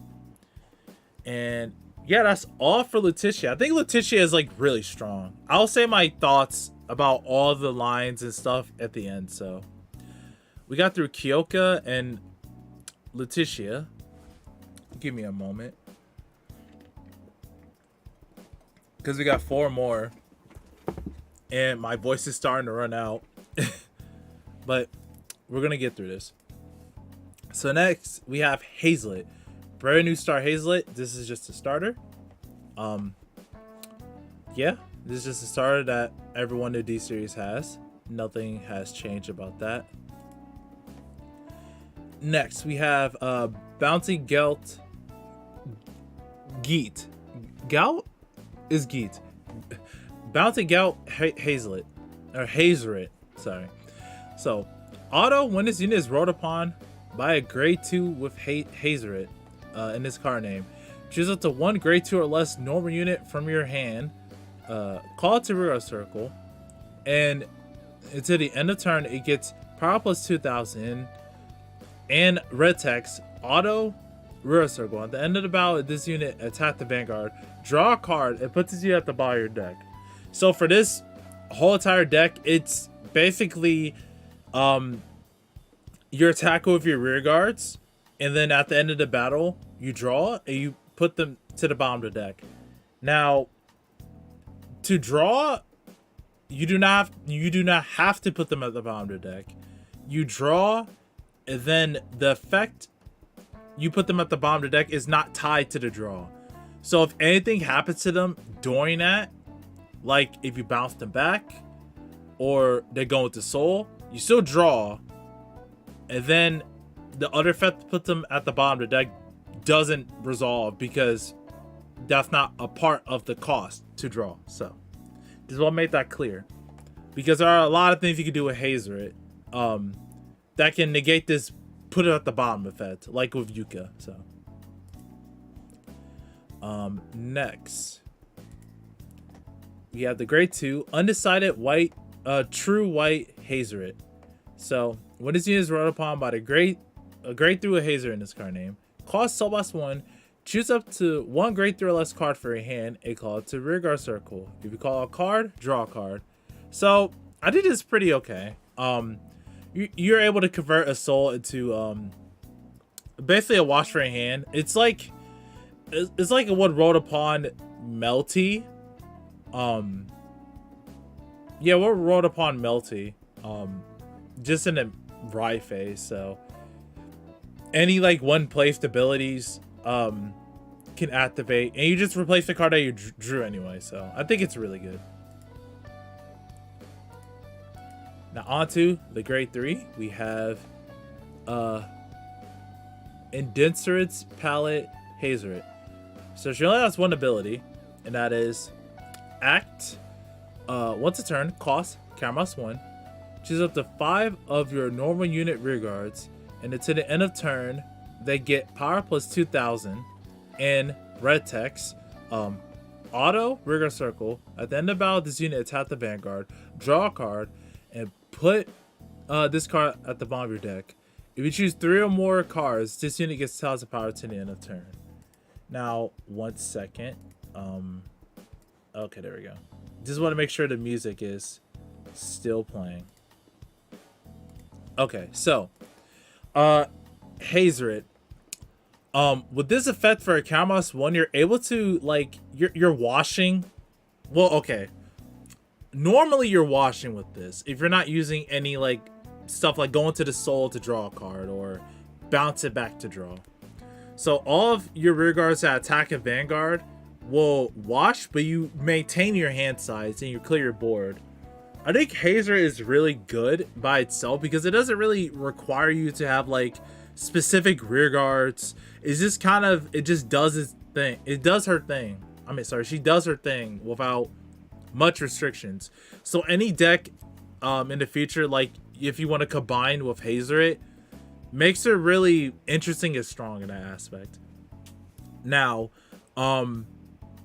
she's 23k if you choose 3 or more rear guards, so you can always just choose a booster behind her, my girl. Hopefully you actually build it. I'm really excited to see if you do build it.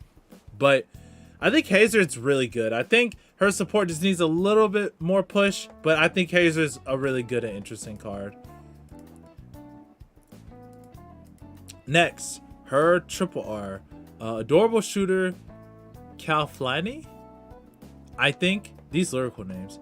Anyway, auto, when this unit is placed in a regular circle from hand, if you have a Vanguard with Haseritt in its card name, cost, put a grade 2 or less card from your hand into your soul. Look at the top 7 cards of your deck.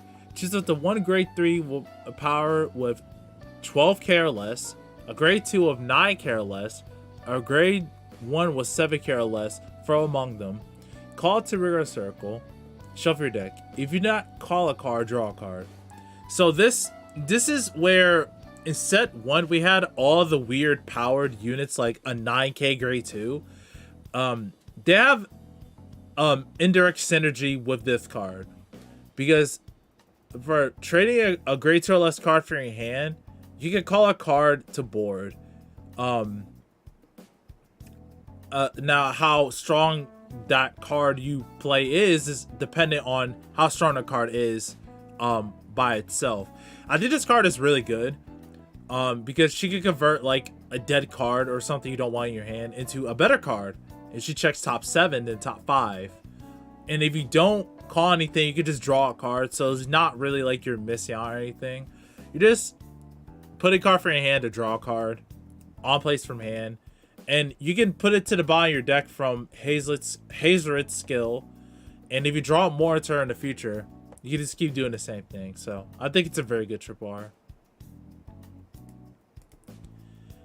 Alright, next we have Munch Lunch Kalina. So it's a grade 1 6k power.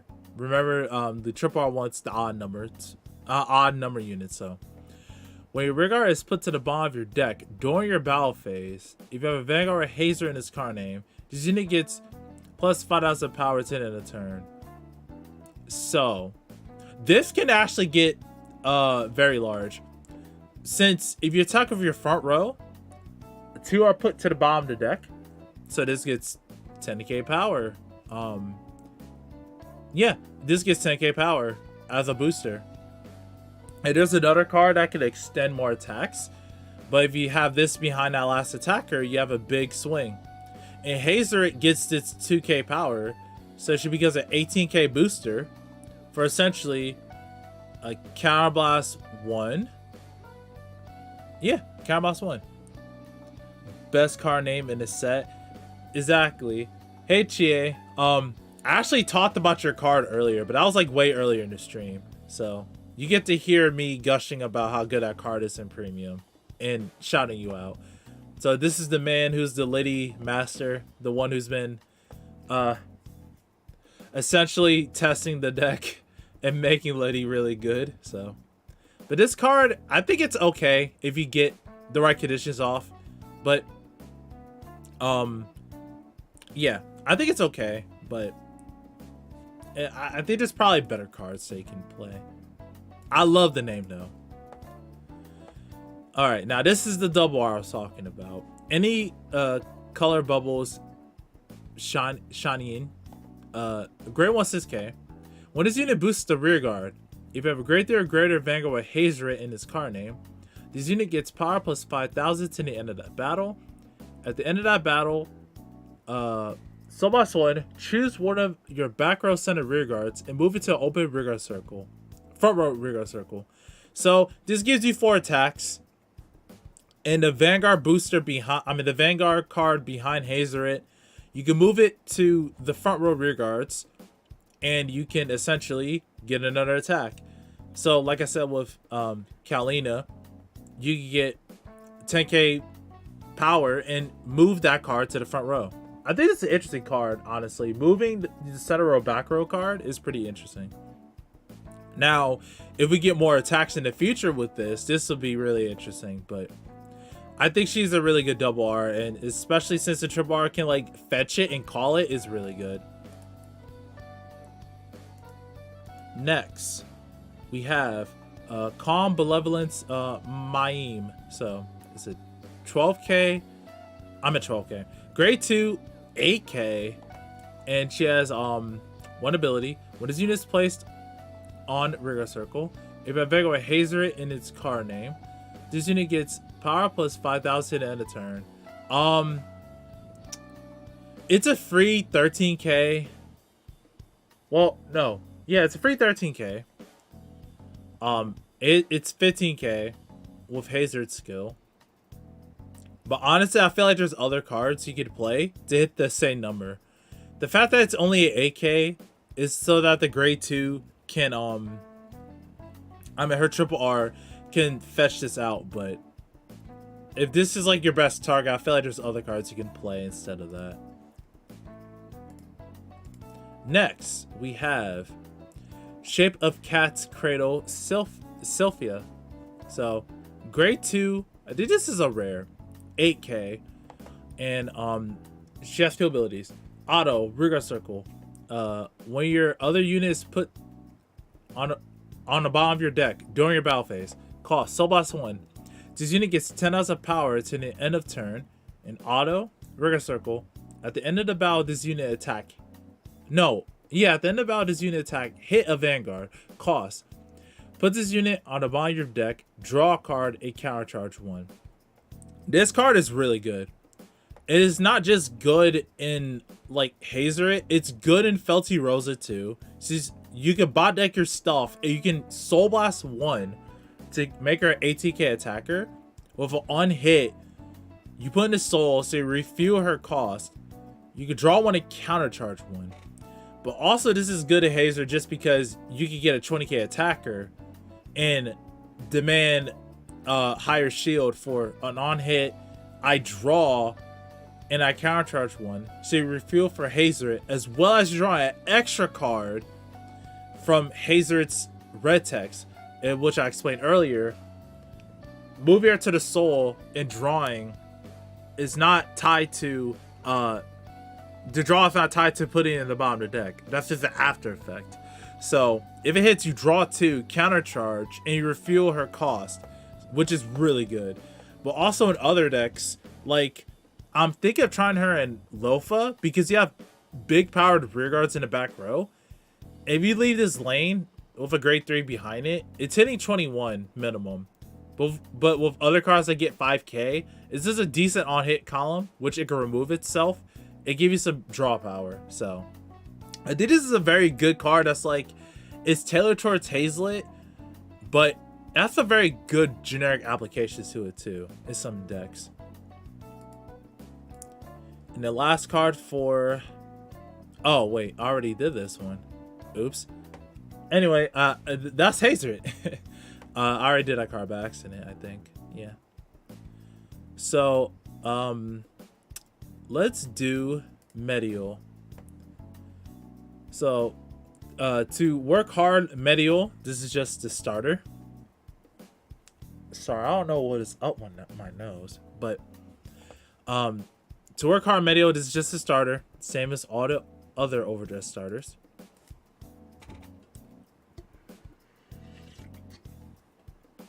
Okay, now the gray one, Sheltered Girl of the Pharmacy Mediell. So when this unit is rolled upon by a grade 2 Mediell in its card name, choose up to 1 grade 2 or less card from your drop zone and call it.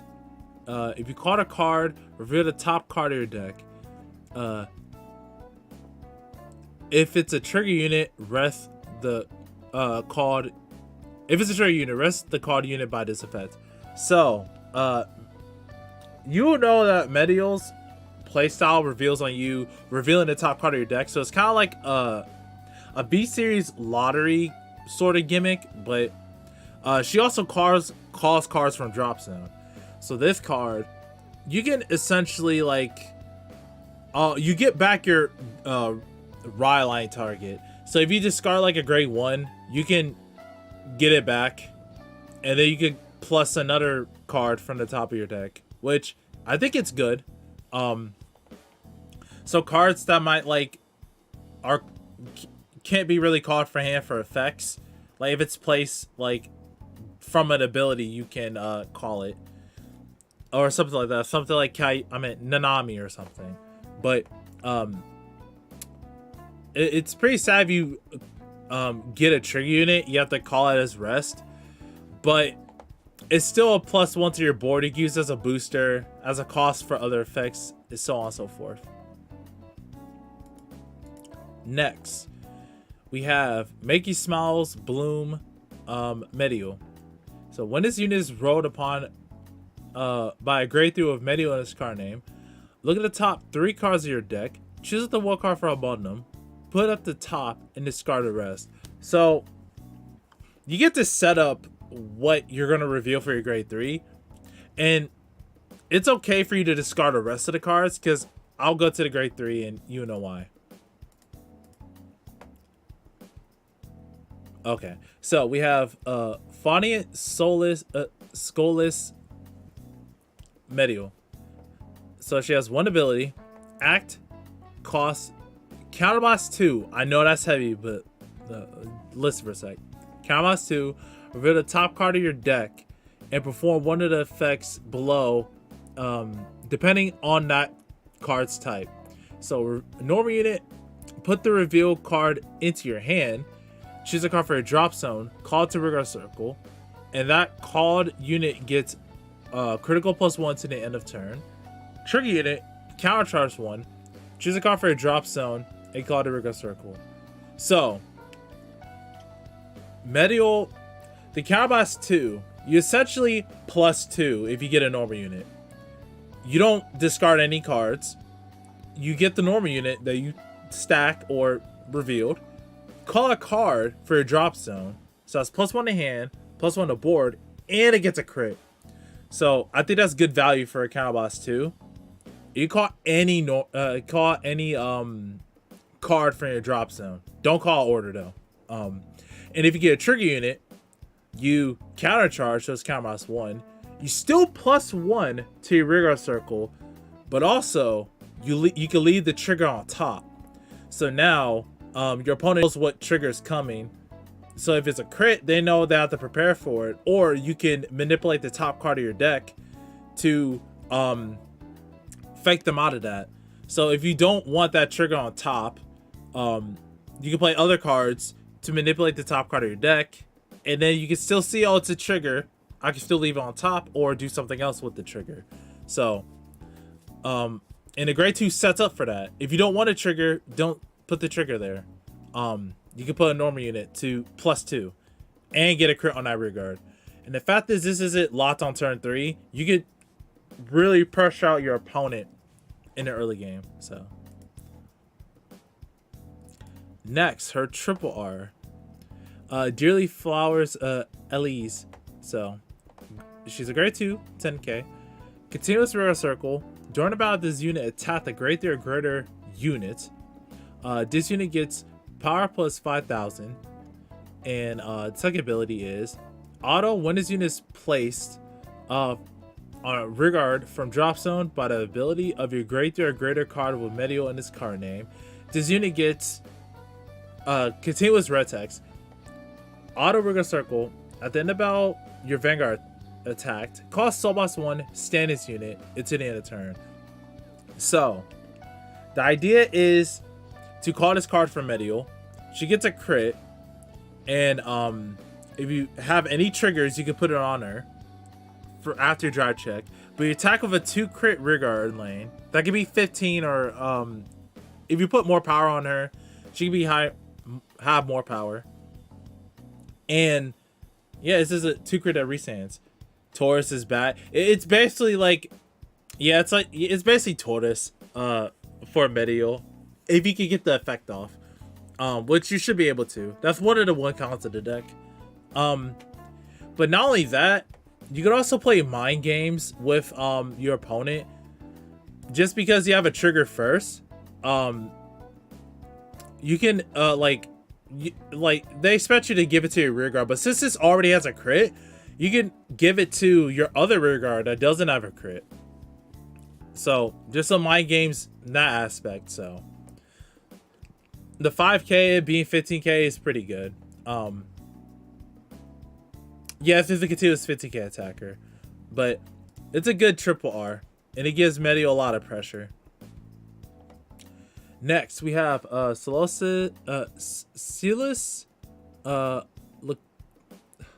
Lacrima Neon. So it's a grade 2 10k. Auto when this unit is placed on Rigor Circle. If you have Vanguard Mediell as card name, look at the top card of your deck, put it at the top or top of your deck or into your soul. You put a card into your soul, look at the top card of your deck. So you have 2 chances, a maximum of 2 chances to look at the top card of your deck. You can leave it at top if you want. So like before you drive check, if it's a crit, you can leave it at top. If it's something you don't want, you can put it in soul, try again, and it just stays on top. It's free. You can do this on turn 2, so you can start already going through your deck. And it feels soul, which is very important for another card in the deck. And yeah, I think it's a good card. Like if you call it from Mediell, you can stack your deck again. You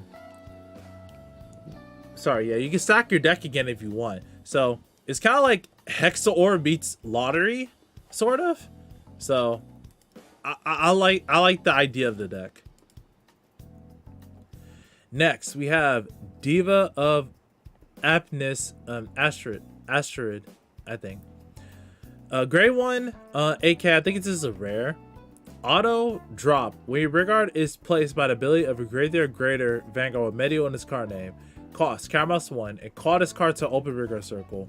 Essentially, if we get more counter charge, and we do have a counter charger, but it's not as much as you think it will be.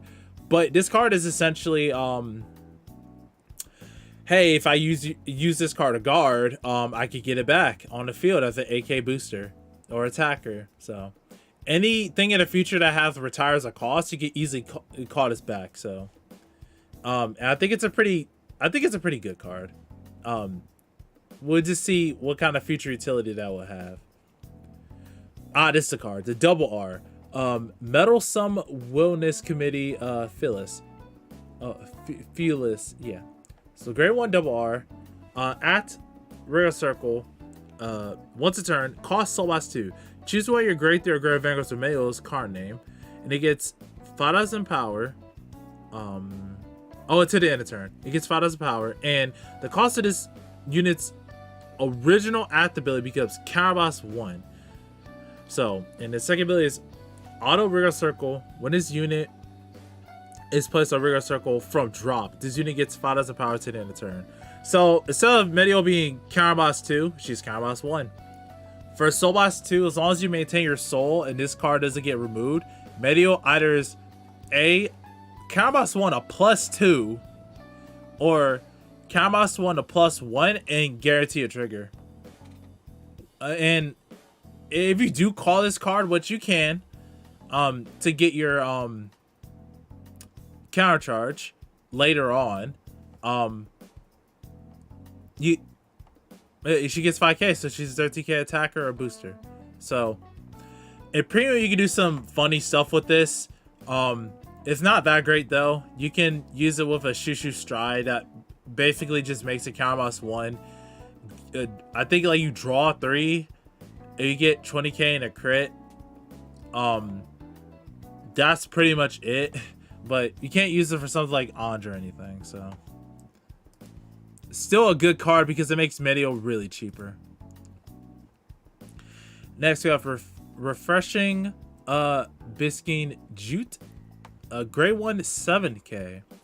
At Rigor Circle, if you have a Vanguard with Mediell in its card name, cost, put this unit into your soul. Look at the top card of your deck and put it on the top or bottom of your deck. If you put it at the bottom of your deck, choose one of your units and it gets 5,000 power to the end of the turn. So This adds soul, so it helps your double R. 2, you could put it at the top or bottom of your deck, which so far the cards only lift at the top card of your deck. So you put it at the bottom of your deck, you could choose your restander and give it 5k. So now it's 20k restands. Or you could choose, you know, Mediell to give more power, so she doesn't hit any numbers.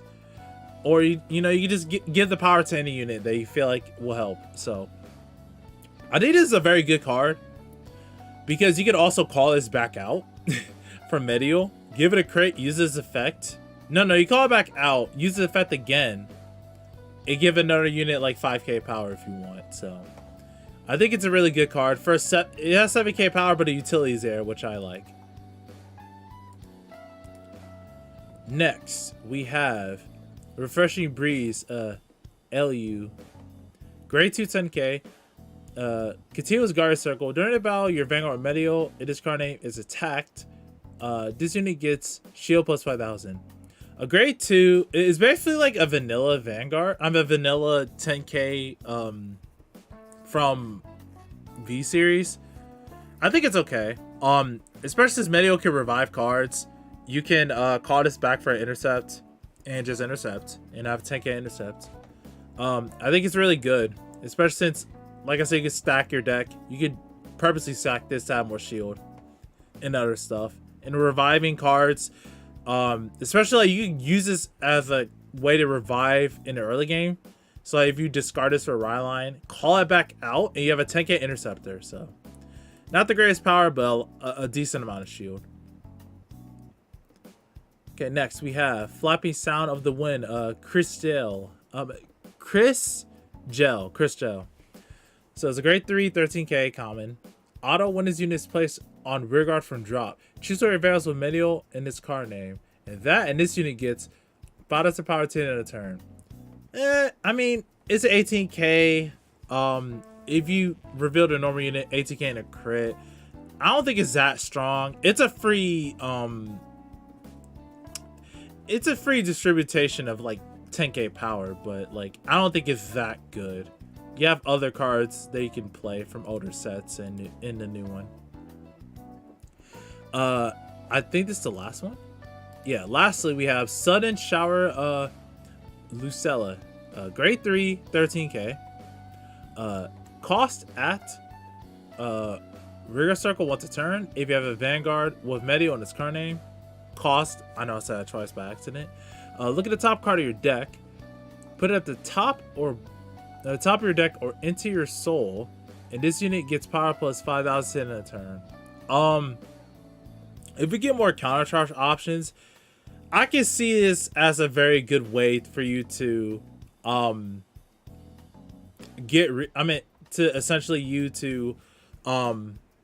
keep looking at the top card of your deck or filling your soul for a counterblast. As well as this is just becoming an 18k attacker. I think it's fine for what it does. I don't think it's mandatory, but if you play cards like Anger to call from drop to countercharge, because you get a lot of countercharge from it. And like I said, the double R that countercharges to make it cheaper. You can use this in other cards as well. And that is all for Mediell.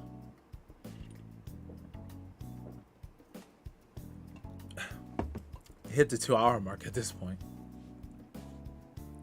Let me check something before we continue.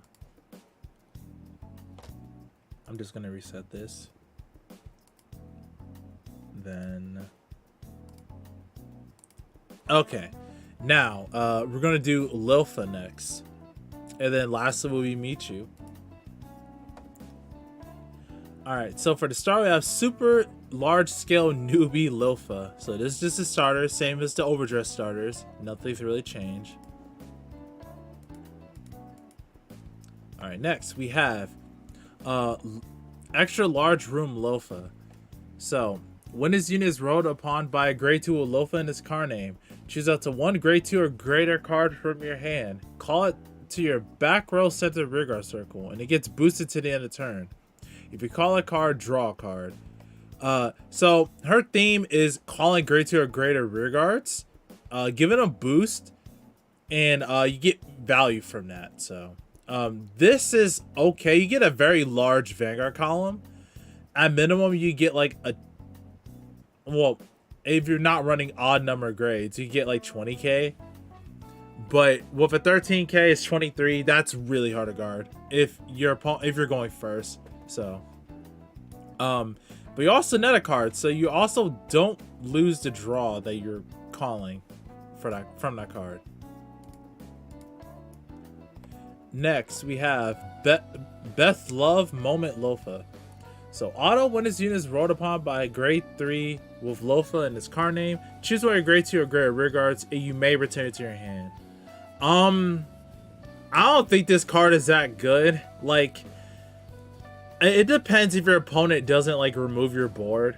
It can be helpful sometimes if you have like units that like on place draw, something like Melty. Or there's some cards in this set. I mean, there's some cards in her line that draws too, or gets value from being placed. But I don't think this card is particularly good. I love the art because it's funny, but I don't think this ability is that good. They could have done more. Like if you bounce like a grade 3, you can probably draw a card, but you just bounce back the grade 2 or greater. So, can't really say much about that, sadly. And now we have Highest Dreamer Lilfa. So she has 2 abilities. Act Vanguard once a turn, cost Soul Blast 1, and all of your grade 2 or greater rear guards get boosted to the end of turn in auto Vanguard Circle. At the end of battle, this unit attacked. If you have 3 or more grade 2 or greater rear guards in your back row, cost Counterblast 1, choose a rear guard each from your front and back row, and return it to hand. If you return 2 cards, choose up to 1 grade 3 card from your hand. Choose up to 1 grade 3 card from your hand and call it to open rear guard circle. So, Lilfa, she allows you to have a grade 3 centric deck like Bastion, sort of. But the fact is that your grade 3s gain boost if your Soul Blast. But it's not just grade 3s, it's grade 3s and grade 2s. But she calls only a grade 3 from her Counterblast skill. So, take that as you will. But she's a combination of like Kyrie and Bastion, sort of, oddly enough. But I think her greatest boon is that you're able to make really large columns, surprisingly, like even without not that much effort. Like that grade 3 we talked about in the beginning stream that is like 23k booster. That makes a lot of numbers early game. And if you're going first, sometimes your opponent just does have enough shield and they just have to take the damage. Unless they're discarding a bunch of cards or using PGs. I think this card has more room to grow. It's very generic though. It's like really generic. But it has more room to grow as the future goes on. Alright, next we have Almost Late Pufla. So it's a grade 2 10k. And she has 1 ability. Auto when this unit is placed on Rigor Circle. If you have a grade 3 or greater with Lilfa in this card name, choose a grade 2 or less card with Lilfa in this card name from your soul. If you're drop zone, you may put it into your soul. If you put it into your soul, this unit gets 5,000 power 2 at a turn. I think this card is okay, since she kind of solves like your soul blasting issue. We have more cards that soul blast in this deck, but we have soul charges as well. This is like that mouse that Kyrie has, but she gains way less power. But this is 5k shield, and you can call this early game as an interceptor or just an attacker. So, yeah, I think this is an okay card. It's not a double art. I think it's a rare, but yeah. Helps you with your soul management, and also it is a nice 50k booster behind the Vanguard, so you can hit 28 very easily. Now this is her double R, Passionate Devotee Styride. So she has 1 ability. Auto when this unit is placed in a regular circle from hand. If you have a grade 3 or greater Vanguard with Lilfa in its card name, until the end of turn, this unit gets power plus 5,000. And if it was placed in your main phase, cost Soul Blast 2, draw a card. So, it's an 18k attacker booster. and it replaces herself. It's a solid card. The Soul Blast 2 can hurt sometimes, but like I said, we have cards that soul charge throughout all of Lyrical Monasterio. The grade 2 I just talked about can fuel cards into soul, and if you manage it well with Persona Writing, Soul Blasting 2 to draw one is okay. But like I said, this deck hits hard on your turn 3 or even on Persona Ride, so you being able to replace itself and not neg is really, really helpful. And lastly, yeah, this is all of the Lilfa cards. So, Splash Delight Purist. So, this is a grade 3, 13k. And she has one ability. Auto, when this unit is placed on rear guard. If you have Vanguard with Lilfa in its card name, Soul Charge 1. And this unit gets power plus 2000 to the end of turn. So, this is another resource-based card to help Lilfa soul, keep her Soul Blasting, to keep giving all your rear guards boost. 15k. It's all for free. It's a pretty good card. You could call this behind Vanguard, bounce it back. Call this on Rigor Circle, bounce it back with Lilfa, and I think it's just an okay card. It's a common, so I don't need too much. I could have asked more for that. So Lilfa's support, like I said, some of the generics are a part of it, but I only target specifically Lilfa named cards, so that's why it's a little bit short here. And lastly, we're on the last lyrical line from the set. We have Michu. So, Afternoon Dance Lesson Michu. This is a starter. The starter is very important for the grade 1. So, because it specifically wants the grade 1, grade 0 to be written on. So, Happy Shopping Michu. So, when this unit is placed by writing from a grade 0 with Michu in its card name, search your deck up to 1 all set up, put it into your order zone, shuffle your deck, and this card has glitter. So I think I have the order already ready. Yep. Okay. So she searches for this card, which is all set up, which is a grade 1 set order. So you can place it in the order zone, basically, and it has one ability. So act order zone. If you have Vanguard meet you in this card name, cost rest this card. Soul charge 1, choose the 1 cannonball from your hand and put it into your order zone. So you're probably wondering, what's this cannonball and why you need a soul charge for? Because her cannonball order is, oh wait, I didn't. Oh, I skipped it. No, I didn't.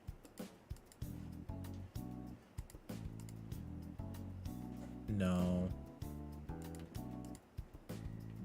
Okay, here we go. So this is her grade 3 cannonball order. So it's a grade 3. It's a set order. So play this with cost Counterboss 1. What this unit is put into your order zone, draw a card, and act order zone. If a grade 3 or greater Vanguard meets you in this card name, cost puts this card into your drop zone and change all of your Vanguard's cannonball abilities to auto Vanguard Circle. When this unit attacks, cost Soul Blast 2. Choose 3 of your units and they get power plus 10,000 to the end of turn. Until the end of turn. It says it twice. So the Vanguard gets red text. Sorry. So the set order allows you to put this from your hand into the order zone, so you bypass a Counterboss 1 effect, so you draw a card. So it's basically a filter for free. And you need a soul to use the Soul Blast cost for when your grade 3 Vanguard attacks to give 3 of your units 10k power to the end of turn, which is really strong. It's a really good order card, and it's a good combination. Especially since this goes to the order zone. I mean, this goes to the drop zone after you use the effect, so you're able to put it back. But it's a really good pressuring card, and the combination is really strong. Michu is, I believe, I think she's like Luticia level. They're both pretty strong. One moment, please.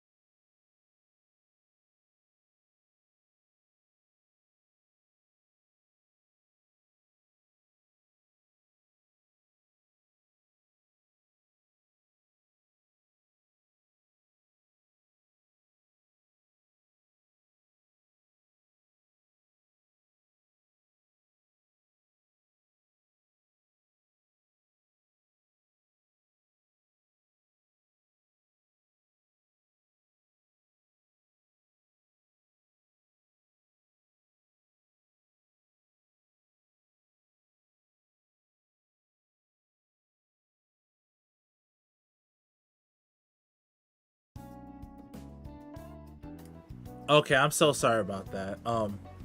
It was a brief interruption, but ooh. Okay, there we go. Now back to the stream. Sparkling Summer Michu. So she's a grade 2. She has glitter, and auto when his unit is placed by riding from a grade 1 with Michu in his card name. Look at the top 5 of your card. Look at the top 5 cards of your deck. Choose up to 1 card from among them with Nuke No in this card name, or 1 cannonball card from among them. Reveal it, put it to your hand, shuffle your deck. So there's a card named Nuke No, which you can look at the top and get her and add her to hand. So it's a wash. Or you can get your grade 3 cannonball order, which we just went over. So I think it's a good card, and it helps the deck out a lot. And we went over this one. Sorry, I mixed it up. So this is Nuke No, the grade 1 triple R. So I think I'll explain Michu first, since we're on a Rye line. If I can, hold up. I'm just gonna do this. Sorry. So we have first to lead towards a Dream Michu. Okay, first to lead towards a Dream Michu. So she's a grade 3. She has glitter, 13k.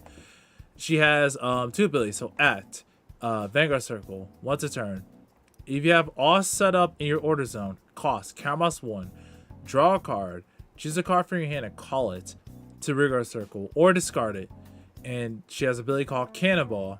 Auto Vanguard Circle. When this unit attacks the Vanguard, cost Soul Blast 2. Choose one of your opponent's rear guards, retire it, and this unit gets 5 as a power to end that battle. So, her first ability is basically like a Melty, where you can Cowboss 1 to call a card. I mean, you draw a card and you call a card, or you can discard it, which Nuke No has the effect in the drop zone, which we'll get to, or just for any other effect that you don't want to that want to proc when it's discarded, like that grade 2 that we talked about, that when it's discarded for anywhere during your turn, you can put it in soul. And her second effect with the cannonball, we finally got retire Lyrical, that isn't just hitting, so she can retire an opponent's rear guard, and she gets 5,000 power.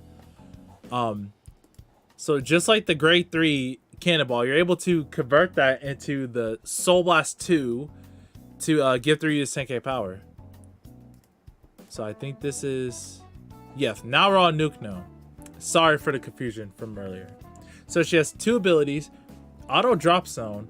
When a card is put into your order zone, if you do not have a unit with Nuke No in its card name, cost Soul Blast 1 and call this card to your back row center rearguard circle. And glitter Michu. Auto back row center rearguard. At the end of battle, your Vanguard attacked.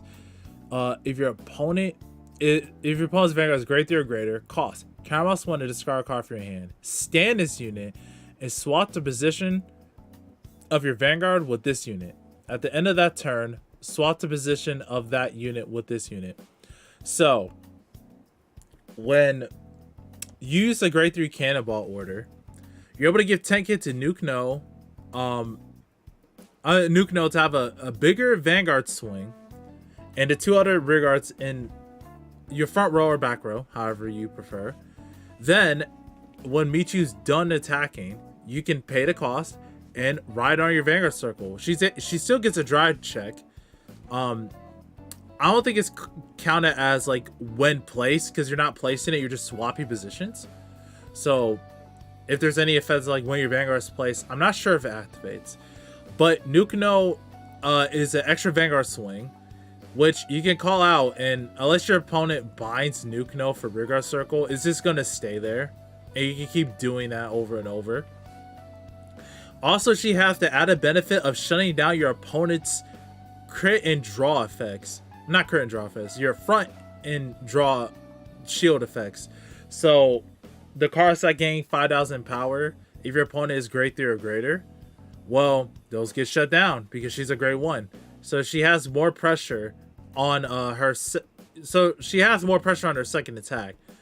Your opponent can't perfect guard, but those cards' abilities will be shut off since you're not on grade 3. But Nuno is a really good card just because you're able to recall her. I mean, you can use her to discard for the Rye line and call her back later to essentially plus. So next we have scheduled coordinating Remery. This is a grade 2 10k. Two abilities. Auto, when this unit attacks a grade 3 or greater unit. If your order zone has all set up, this unit gets power plus 5,000 to the end of battle. An auto rigor circle, when this unit attack hits, costs Soul Blast 1. Choose a Cannonball card from your drop zone to put it to your order zone. So she's a 15k attacker when she attacks a grade 3 or greater unit. And also she has on-hit pressure, because if you use a Cannonball order or just discarded your grade 3 Cannonball, she's Soul Blast 1 to draw a card. Since once it's placed in the order zone, you draw a card. Now the second effect, I believe, doesn't need to hit a Vanguard, so you can swing at a rear guard, but that could be a mistranslation that needs to be eroded, but I'm not too sure. I think you can swing at your your opponent's rear guards. It's still triggered effect. But overall, this card is really good because it's on hit pressure and she makes solid numbers, as well as on hit pressure, solid numbers, and you can draw from the order. Next, we have Shutter Chance Lilise. She's a grade 1 8k. This is a double R. When this unit when the attack this unit boost hits a Vanguard, if your order zone has all set up, look at 5 cards to the top of your deck, choose up to 1 glitter or set order from among them. Reveal it, put it into your hand, shuffle your deck. If your real card, put this unit on the bottom of your deck.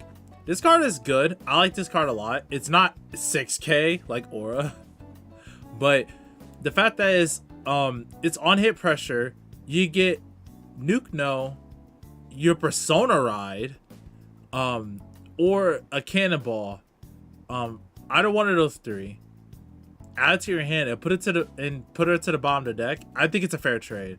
It's really good on hit pressure, and it counts glitter too. So if we get any more glitter units, she can search for those too. It's a really good card. It's sad that she has to put herself to the bottom of the deck, but I think that's a fair trade for you to be able to get more Persona, get Nuke No, which is a very good card, or just get a Cannonball, which can be used to set up for your kill turn. Next, we have Amo Stage Rovnona. This is a grade 2 8k. Don't let the 8k fool you. It's grade 2 AK with basically one ability. Rigor circle, continuous rigor guard circle. If you have all set up in your order zone, this unit gets power plus 5,000 and shield plus 5,000. So it's an 8k, but it's a 13k attacker and a 10k shield. This is better than most grade 3s that have like some kind of shield to it. And all you need is all set up, which you get on your first turn. On your turn 2, you can easily call this as a 13k attacker. Well, this is a permanent 13k. It's not only during your turn. So it's a 13k attacker and a 10k intercept or 10k shield in your hand. This card is really good. Like, that's why you see this at 4 in almost all the Michu list, because it's good shield and it's decent power. That's all I needed to be played, which is really good. And I believe this is the last card. Yep. Brighter Than the Sun Valaine. So it's a grade 3 13k, which I'm surprised is 13k. So she only has one ability. Auto Rigor Circle. When this unit attacks the Vanguard, you have all set up in your order zone. This unit gets 5 of power to the end of that battle. Then, cost, put a set order for your drop zone on the bottom of your deck. And this unit gets power plus 5,000 to the end of that battle. So, at minimum, this is an 18k attacker. For no cost other than you just setting up your all set order. Then, you can put a set order for your drop zone to the bottom deck to make it a 23k attacker. But at minimum, if you have the Cannonball order in your order zone, you use that ability, she becomes 20. She becomes 28, and then if you use her effect to put the order back to your bottom of your deck, she is 33 by herself with the order. This is a really strong grade 3. This is also played on multiple copies because there's a free 18k, as well as Michu's grade 0, grade 1, and the set order being like really easy to splash into other decks, since you don't need to ride the grade 2 to get, and be ridden by the grade 2 to get the grade to get the order all set. You get splashes in other decks as long as you have that combination. So this card is really good, and it's played like at 3 or 4 of in Michu decks. And I want to say, I want to make sure that's all the cards. Well, okay, we have the over triggers and normal triggers. So we have these triggers. These were in the first set. I think they just reprinted them from the first set. And all the over triggers are FRs. What about the other two? Oh, wait. 1, 2, 3, 4. Oh, the mermaid one is not here. But we got 4 over triggers that are reprinted. The mermaid one isn't here for some reason. And we have all the LSRs of the set. And that I will conclude. I am done with reviewing all the cards for Lyrical Monasterio Summertime Memories. So sorry for pausing in some moments about that. I don't know what's going on with my nose. I am so sorry. It is embarrassing. I have to get it checked out. But that is all for the set review of reviewing all the cards to the best of my ability. I know I didn't talk about premium that much because this set doesn't really have that much premium support to it. It's mostly just a standard set that has a sprinkle of premium stuff in it. So now I want to talk about my thoughts on the set. So when the set was revealed like months ago before we started getting reveals, I was not happy. I did not want to see 6 new ride lines when set 2 didn't really support all the other decks well enough, and um stuff like Willista still wasn't like that good. She got good support, but it wasn't that great. And it was just mostly Kyrie and some sprinkles of Laurel running it. So while I was hoping for the next set, they would give them some more support or another grade 3 version. Instead, they just made 6 new lines. And they still haven't really supported them as much. We got good generic cards, but not all of them supported those playstyles. Like, indirectly, only Felty and Kyrie got the most support out of this set. I mean, Willista and Laurel can use some of the order-based, like, generic cards or some of the mainline cards. There has been some new playstyles that have been, like, made from this set. Like combining some of the Rye lines. But I think this set overall, like, even though I had a lot of gripes with it before the reveals, I really like how they designed this set. Like, I haven't played much of Mediell or bit more support, and I think there will be like a good B tier or an A tier. Now, of course, we have Michu and Luticia that are like good out the gate. I would say Michu is good because she has a restanding mechanic, and most of her deck kind of just flows nicely. She has nice power. You have a built-in Melty. You have Retire. You have a card that just recurs itself in a drop zone. You have nice filtering. You have decent power from your order. For your Cannonball order. It just all works nicely. Luticia has a lot of power in the late game. She gotta have a pretty decent early game too. She has a lot of drawing because her restanding doesn't really cost anything when you have the 4 Curse Plays and Soul.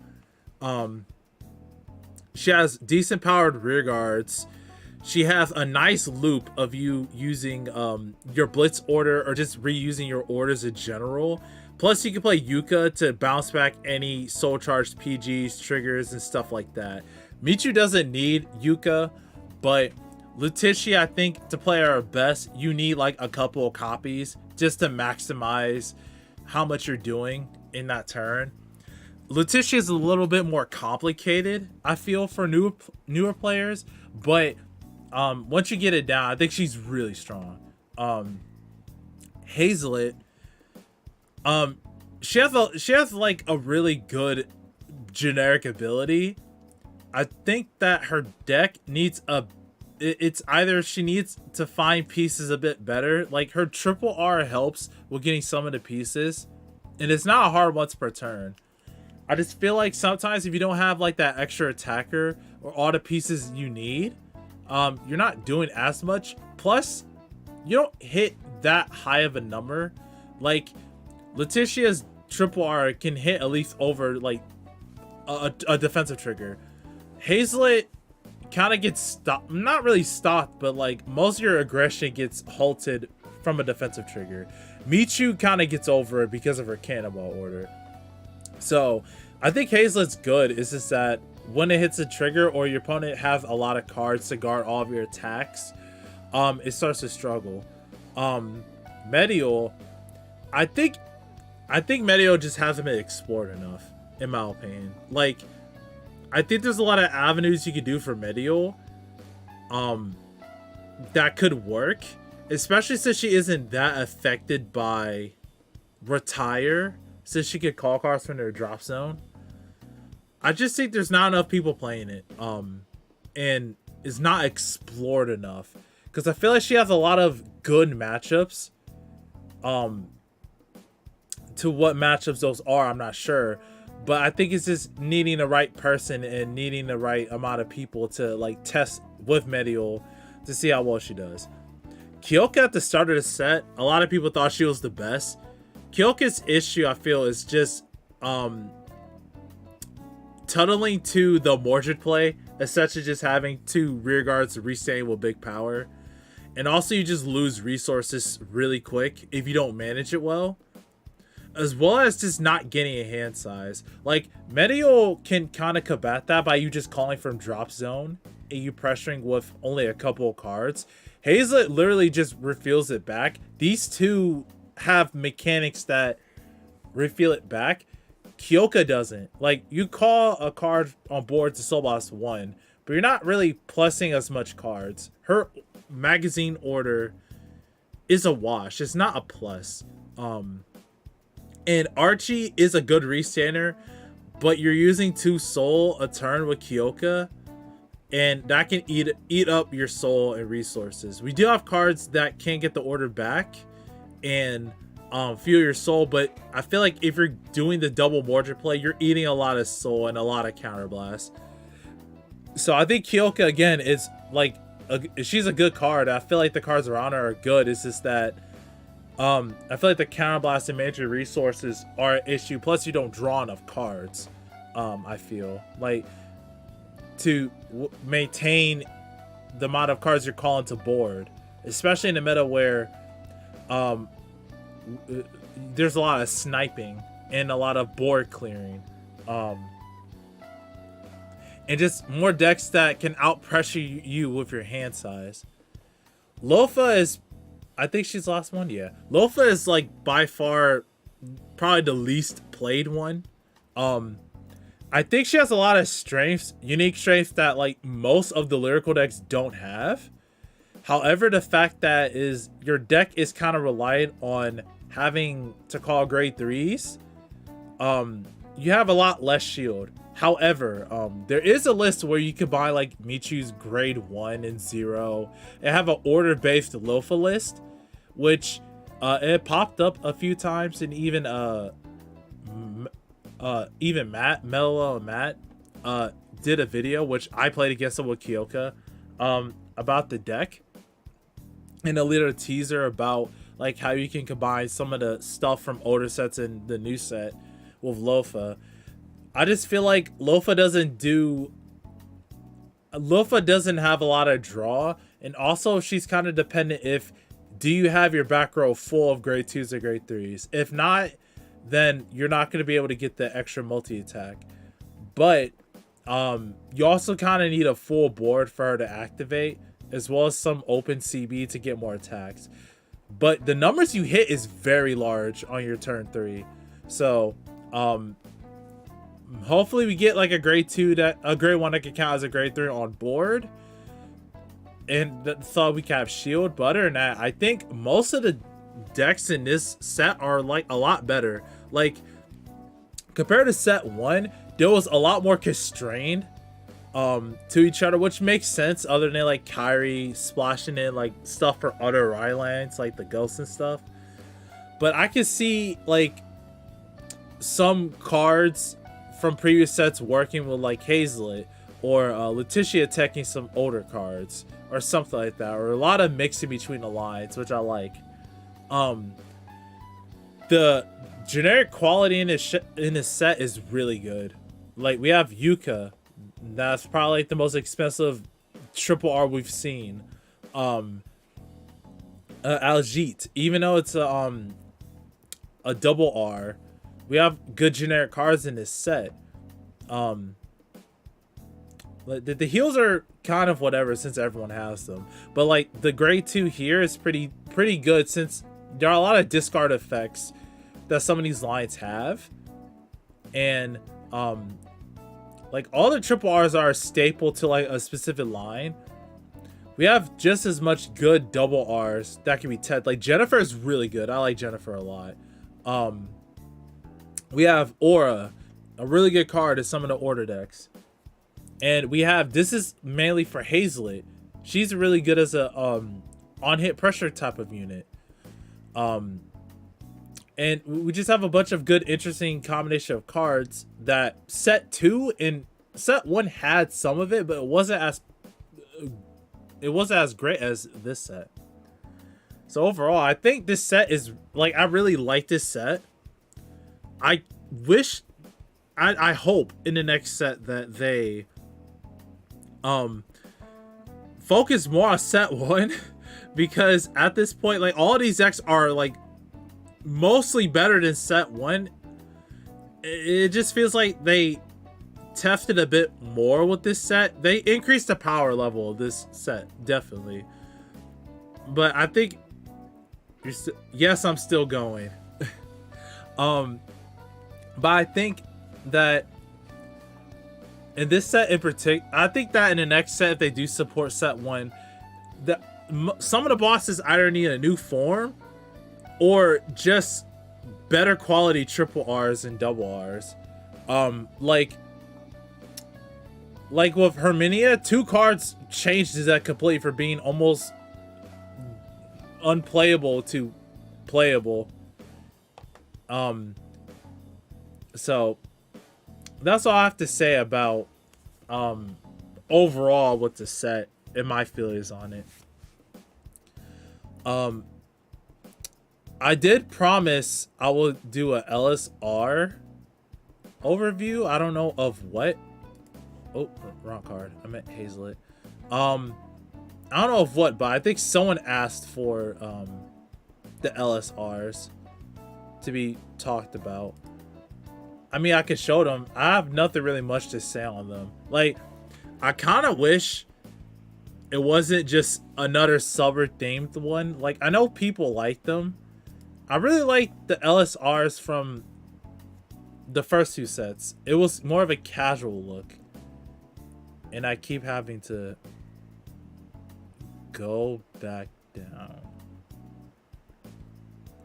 But overall, like, what LSR I like the most out of them? I like Lilfa's the most, honestly. Like, it's kind of generic, but it's just so simple in concept. I like Kyouka's too. It's sort of like Herminia's. It's just sort of darker than most of them. Like, the lighting is darker. I kind of like Kyouka's too, but I think Lilfa's is just so simple. It's just, I like it the best, honestly. But yeah, I think I'm gonna call it a stream. Oh, so like for what decks I might be building, I'm definitely gonna try to build Luticia, Kyouka, and Lilfa. The panda one is so cute. Yeah, I like Mediell's. I like Mediell's design because she's just a green elf that's just small, and the panda is really cute though. But out of the 3, I'll build Kyouka, Luticia, and Lilfa. Like, Lilfa is probably gonna be really cheap. Of course, I want to get the powerful stuff too, but I feel like everything else in his set except like Luticia, Michu, and Yuka will be cheap. Like, I mean, Kyouka might be a little bit like up there, not expensive, but just up there in price with these 3. I mean, these 2, just because I don't know, maybe hype or something. But I think the other 3 lines are gonna be cheap. But I will not sleep on the other lines though. Like, I feel like they made them really generic to the point where if they make a card that just somehow works with the deck and it makes it like really good, I think it has a chance of being a good decent tier 2 deck. Because Haseritt is almost there. It's just that she needs more power. Lilfa is almost there. She just needs more draw and shield, which, I mean, I think that's just more of a looking into the deck and testing a lot of stuff. Mediell's almost there, I feel. Buy into the weaker line and watch it become meta SF4. I mean, you can, but like I said, the meta changes all the time as standard. When there's a new deck, I mean a new set, it changes. Then decide how to upgrade Kairi. Kairi just needs Yuka if you're playing the Grade 4 version. or you can buy it as G2, but you're already buying it, so like, it's really just Yuka. Like, Mediell's almost there, I feel. Just people need to play it more. Kyouka is basically there. She just runs out of resources really quick. But I feel like if people experiment more with the other lines, They have some, like, they all have unique strengths against some of the meta decks, right? Hazelitt can clear board. Lilfa hits hard, but also bounce. Like, she can do 4 attacks turn 4, and they all hit huge numbers. Mediell can recoup for barely any cost, other than CB2 or CB1, which is really strong. That doesn't mean I'm saying Luticia, Michu, and Kyouka are bad. They're good. I'm just saying the other 3 has strengths that the other lines don't have. And it's kind of hard to say, like, what strengths that, like, Celestial is mostly free. Kyrie is Kyrie, we know that. Loro, she has the whole guard restrict thing, but they just printed the order card that just basically PG's Loro for like a turn. And some decks can recur that, like Stoicheia. So, or who else knows in the future. Like, some of the other lines don't have like that many unique strengths. I mean, I'm trying to think. Lilfa really doesn't, because you can just play Mediell and get the same effect for less. Like, you plus a lot more, don't chew through your deck, and you have more stacking compared to Lilfa. Clarissa, I mean, you could just play Michu. Yeah, you don't draw as much, but Haseritt draws as much. And they make sort of the same power, sort of. Well, not really. Clarissa makes more power. But you don't need an order for Haseritt. You can actually call stuff down grade 2 and not have to hoard them. Like, some of these decks are just, they have more better strengths than set 1 decks. What else is set 1? Felty Rosa. I still feel like Felty just needs help. Like, either she needs a way to get more dry checks and to call more cards, or more ways to clear board. Like, because you can just do it with Haseritt better and easier. You just don't. You just get less power with Haseritt. But once that power thing is gone, Haseritt's just better Felty. But yeah, that's mostly all for the stream. I could keep chatting, but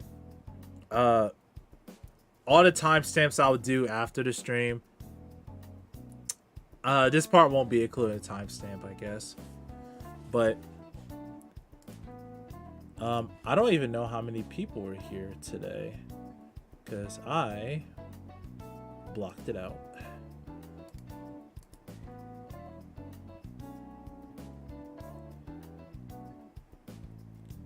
It's 2 right now. But so far it's only 45 views. Oh no, it's 4 right now. Okay, but yeah, with that being said, it's about to be the 3-hour mark. I don't think there's any more else I want to say, other than I will be trying to do a box opening for this set. Because I really want to open a box. I'm gonna try to see what I pull. I'm not sure if I think I'll stream it. It'll just be a box, so it probably won't be that exciting. I'll probably I could probably do a remote fight that day too. Since I have a proxy deck of Luticia, and if I end up pulling stuff 4, I could just put it in there. Maybe I could get a LSR. So thank you for everyone who decided to still watch the stream, and people who will view it in the future. I know this was a very long stream, and I hope you guys enjoyed it. And my throat is killing me, but I will see you guys next time. I'm Zenarion, and I'll sign off.